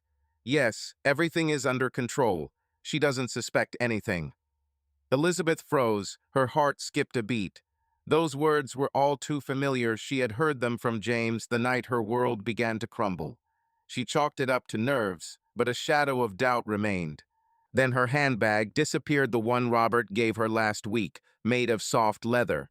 She left it in his car after dinner, and the next morning he said he didn't see her. "Maybe you forgot somewhere?" he asked with a smile, but she was sure she had left it in the back seat. The next day, she found a note in her apartment, shoved under the door. "Did you think this was the end?" Printed text, same font as before. Her hand shook. She called Robert. "Were you with me yesterday?" she asked, trying to sound calm. "No, I was at home," he replied. "Is something wrong?" "It's just nothing," she said, but hung up with a lump in her throat. A few days later, he invited her to his home, a huge mansion with marble floors and paintings on the walls.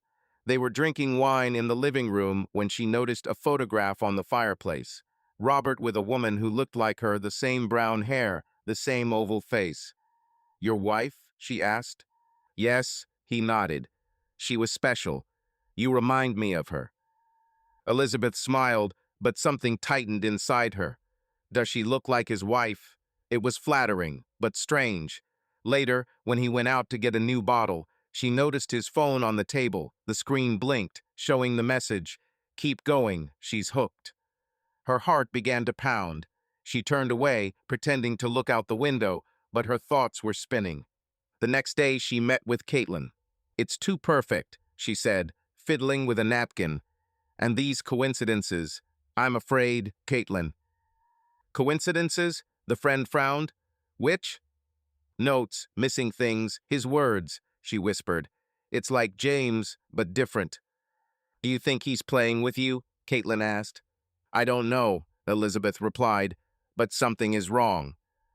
Robert, meanwhile, sat in his office, looking at the photo of Elizabeth that he had taken secretly. He smiled. She was perfect, broken, but yearning to be saved. Coincidences? It was his game, but not the same as James's. He knew about her past, not everything, but enough, and he was going to use it. Elizabeth returned home, looking at the earrings she had given her. Fate smiled at her, but the smile seemed ominous. May brought warmth, but it was not felt in her life. Sophia was at school, and Robert, her new savior, left on business, leaving her another gift, a gold bracelet that lay on the table, glistening in the dim light of the lamp. She wore it, but every time she put it on, she felt a strange pressure, as if it were not jewelry, but a fetter. His charm was still working, but coincidences, missing things, notes, his words were eroding her confidence. She tried to convince herself that it was paranoia, that Robert was her chance for a new life, but the shadow of the past did not let go. The doorbell interrupted her thoughts. Elizabeth wiped her hands on her apron and went to open it, expecting to see a neighbor or a courier. But when the door opened, she froze. James stood on the threshold. Her ex-husband, whom she hasn't seen since he left after the divorce, leaving her in this miserable apartment. He looked different, not the broken bankrupt he had been in their last days, but the man she had known years ago. Tall, with neatly styled hair, in an expensive dark blue suit that reeked of wealth.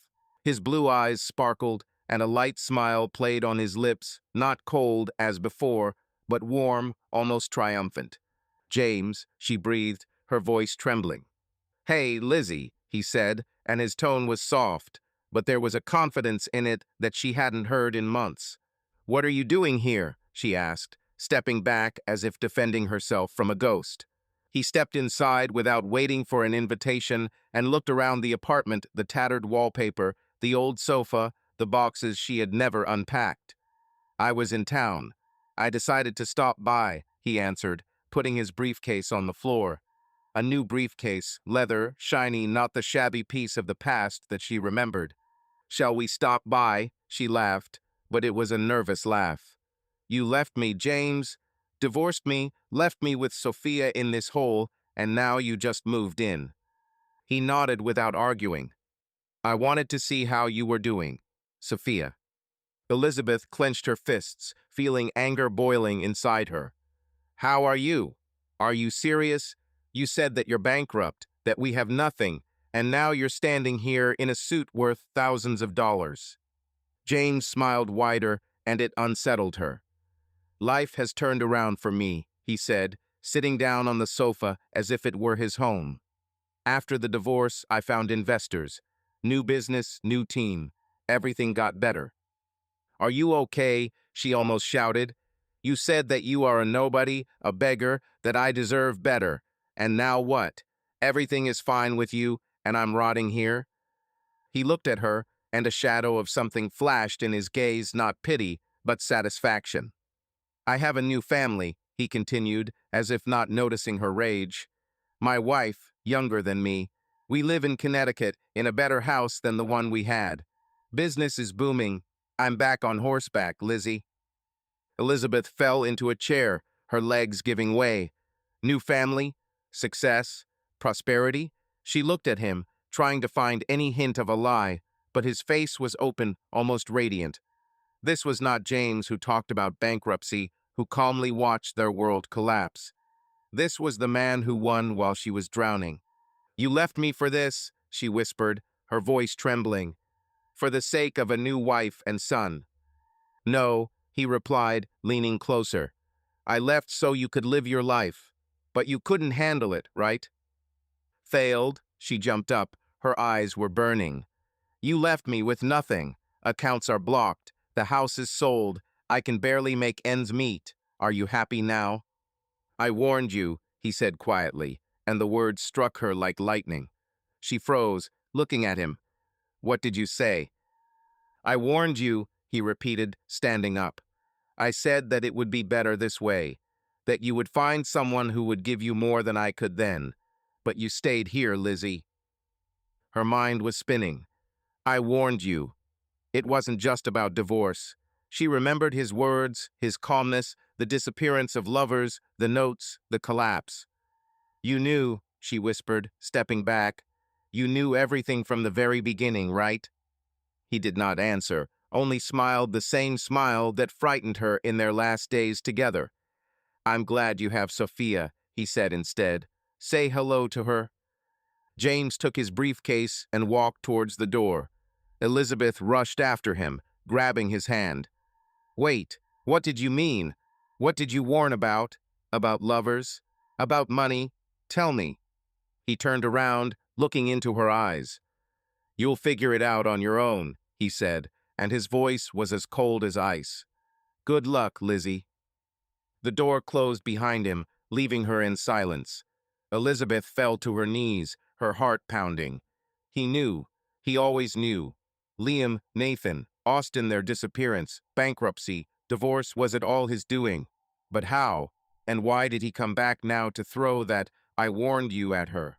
She remembered Robert, his gifts, his oddities, and panic overwhelmed her. Is this also part of his plan, or something new? The next day, she met with Caitlin, still shaking from the meeting. James is back, she said, fidgeting with her cup. He has a new life. Wife, money. But all he said to me was, I warned you. Warned about what? Caitlin frowned. I don't know, she whispered. But he looked happy, as if he had won. Do you think he set it all up? Asked a friend. I don't know what to think, Elizabeth replied. But he knew about everything. Robert called her later, inviting her to dinner. I brought you something, he said, his voice warm as always.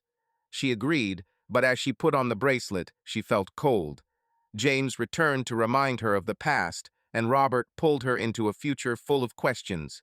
She stood between them, lost, and I warned you echoed in her head, like a warning of what was yet to come. James, meanwhile, was driving in his new Mercedes, looking at the road. His wife was waiting at home, and the business was bringing in millions. He warned her not directly, but with every step he took. She broke his trust, and he destroyed her world. Now he was free, but she was not, and that was his last word. Elizabeth sat in the living room of Robert's huge Upper East Side mansion, staring at the crystal chandelier casting reflections on the marble floor. 2 months have passed since they met, and a month since she moved in with him, leaving her cramped apartment in Brooklyn. Sophia was with her, busy with school and new friends, and Elizabeth tried to believe that she had found a new chance. Robert was generous. Expensive dresses, dinners in restaurants, even a car, a black Audi, which he gave her with a smile. All this gave her back the taste for life that she had lost after her divorce from James. But now, in early June, something has changed. Robert has changed. He entered the room holding a glass of whiskey. His suit was slightly wrinkled, his hair was disheveled, and his gaze was cold, almost alien. Elizabeth looked up from the book she was reading and smiled, hoping for the familiar warmth. "How's your day?" she asked, closing the book. "Long," he said, without even looking at her, and collapsed into a chair. "Where is Sophia?" "A friend's," she answered. "He'll be back for dinner." He nodded, but the silence that followed was heavy. She expected him to ask about her day, to joke like before, but he just looked into his glass as if she were furniture. This cold started a week ago. First, the little things. He stopped sending flowers, didn't call to say goodnight when he was late at work. Then he became harsh. Last week, when she suggested going out of town for the weekend, he snapped, "I don't have time for your fantasies." His voice was like a blow then, and she fell silent, chalking it up to fatigue. But now she saw that it was not fatigue. Robert, who was charming and caring, disappeared, replaced by a man she didn't recognize. "Are you okay?" she asked quietly, trying to get through. "Don't start," he snapped, setting the glass down on the table with a loud thud. "I don't need your questions." Elizabeth froze, her heart sank. "I just wanted—" "That's enough," he interrupted, standing up. "Do what you want, but don't bother me." He went into his office, slamming the door, and Elizabeth was left alone, feeling the warmth in her chest being replaced by cold. It wasn't just a bad day. This was a new reality. Over the following days, he became even more distant. He did not say where he was going. He returned late, smelling of whiskey and other people's perfume. When she asked where he had been, he would say, "It's none of your business." His gifts stopped, and instead of kind words, she received orders. "Clean up here. Don't touch my things." She realized that she was no longer his muse. She was a prisoner. The realization came at night as she lay in their huge bed, and he slept on the other side with his back turned. She remembered James's calm before the divorce, his "I warned you." Robert was different, but the feeling of being trapped was the same. She was no longer in control of her life. Her Audi was in the garage, but he now held the keys. Her phone, which he had given her, was always in his sight, and she noticed that he checked it when he thought she was sleeping. The doors of the mansion were locked with a code that she did not know. She was surrounded by luxury, but it was a cage. She decided to run away. In the morning, while Robert was at a meeting, she packed a bag, some clothes, documents, some money that she found in a drawer. Sophia was at school, and Elizabeth planned to pick her up later. She left the house, called a taxi through an app on an old phone she kept, and drove to Brooklyn, to her old apartment. But halfway there, she noticed a black sedan behind the taxi. It was following her, keeping its distance. Her heart began to pound. She asked the driver to swerve, but the sedan repeated the maneuver. "Someone is following us," she told the driver, her voice shaking. "Are you sure, lady?" he asked, looking in the mirror. "Yes," she whispered. "Please take me back." She returned to the mansion, feeling the walls closing in. Robert was waiting for her in the living room, his eyes dark as storm clouds. "Where have you been?" he asked, his voice low and menacing. "I was walking," she lied, hiding her bag behind her back. "Don't lie to me," he said, coming closer. "I know where you went." Her breathing stopped. "Were you following me?" "I protect what is mine," he replied, his smile as cold as ice. Elizabeth realized that she couldn't escape. She was under surveillance, and he wouldn't let her go. In desperation, she decided to turn to old friends. Caitlin called first. "Caitlin, I need help," she said, whispering into the phone from the bathroom. "Lizzie, what happened?" The friend's voice was alarmed. "Robert, he's not what he seems. I'm trapped. Can you come?" The pause dragged on. I can't," Caitlin finally said. "I have children, work. You can handle it, right?" "Caitlin, please," she begged, but her friend hung up. She called Martha, an old friend of theirs from Connecticut. "Martha, this is Elizabeth. I need your help," she began. "Oh, Lizzie," Martha's voice was strained. "I heard you have a new man. This is not for me, sorry." "No, you don't understand," she shouted, but Martha interrupted the connection. The last call was to Greg, Martha's husband. "Greg, I'm in trouble," she said, fighting back tears. "Elizabeth, don't involve me," he replied sharply. "We have our own problems. Sorry." Nobody wanted to help. Her old friends, with whom she had shared dinners and laughs, turned away. She sat on the bathroom floor, clutching her phone, and realized that she was alone. Robert returned in the evening, his gaze heavy. "Did you call someone?" he asked, standing in the doorway. "No," she lied, but he walked over, snatched the phone from her hands, and smashed it against the wall. "Don't try again," he said, his voice like a knife. Elizabeth looked at the fragments, feeling like her last hope was dying. She was a prisoner not only of his house, but also of his power. She was watched, her friends turned away, and James, returning with his "I warned you," seemed to have predicted it. She didn't know how to get out, and for the first time in a long time she felt like she was broken. Elizabeth stood at the entrance to James's luxurious Connecticut home, shivering as the cold June wind blew through her thin coat. Her hair was disheveled, and her eyes were red from tears that she could no longer hold back. A week had passed since she realized that Robert was not a savior, but a jailer. His coldness gave way to control. He took the car keys, locked her in the mansion, and watched every step. She ran away this morning, taking advantage of the moment when he left for a meeting, leaving Sophia with the nanny he hired. She had no plan, only desperation and one thought: James. Her ex-husband, who abandoned her, but was once her rock. Maybe he can help. She rang the doorbell, her fingers trembling. James opened the door, and her heart sank. He looked even better than the last time they met. Fresh, confident, wearing a white shirt with rolled-up sleeves and a slight smile, as if he was waiting for her. Behind him, she saw a spacious living room, wooden floors, expensive paintings, the laughter of a child somewhere in the distance. His new life was real, but hers was ruins. "Lizzie," he said, his voice soft but with a hint of surprise. "What are you doing here?" "James, I need your help," she blurted, her voice breaking. "Please." He crossed his arms, leaning against the doorframe. "Help? After everything?"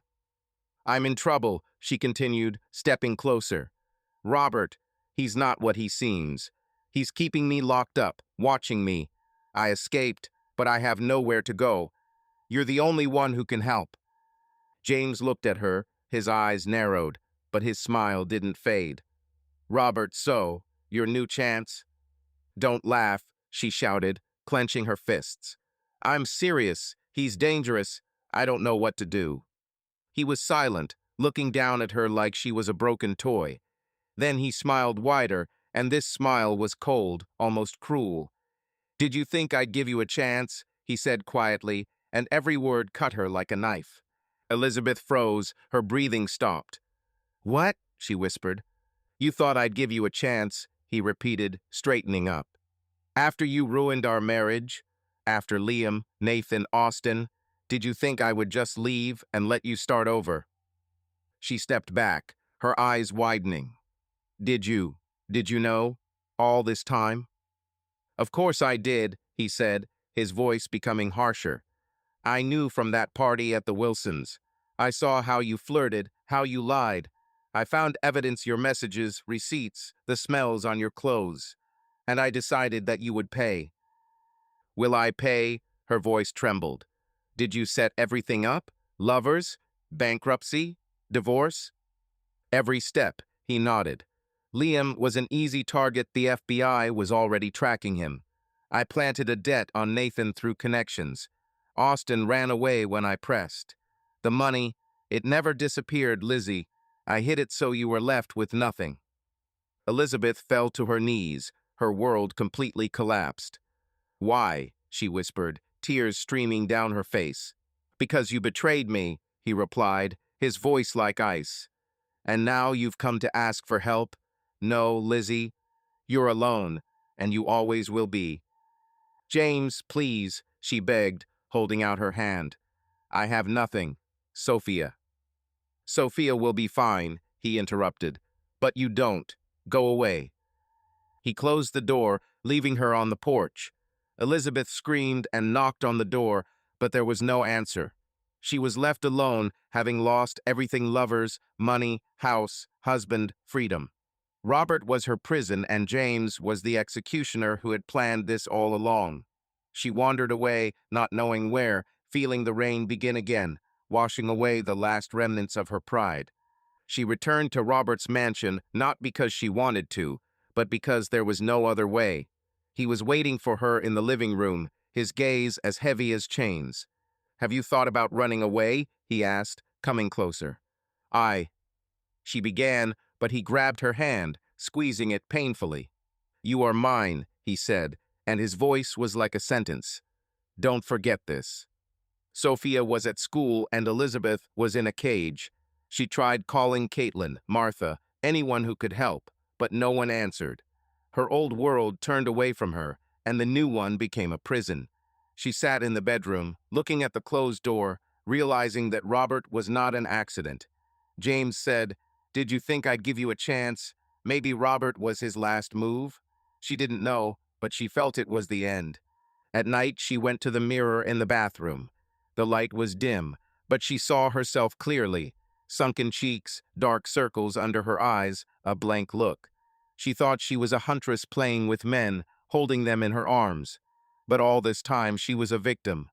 James destroyed her world step by step, and Robert closed the trap. She was no longer the protagonist of her story. She was a pawn being moved by others. Her fingers touched the glass, leaving a mark on the cold surface. This is an endless nightmare, she whispered, her voice weak, broken. Robert's footsteps were heard outside the door, heavy and confident. She knew he was coming for her. Her life, once so bright, was now darkness with no way out. She looked in the mirror, and the reflection did not lie. Elizabeth Grayson had disappeared. All that was left was a shadow, trapped in a nightmare that would never end. Subscribe to our channel so that your love doesn't cheat on you, and go ahead and listen to the next story, because this story is nothing compared to the next one. If you're under 18, don't even think click to the next one.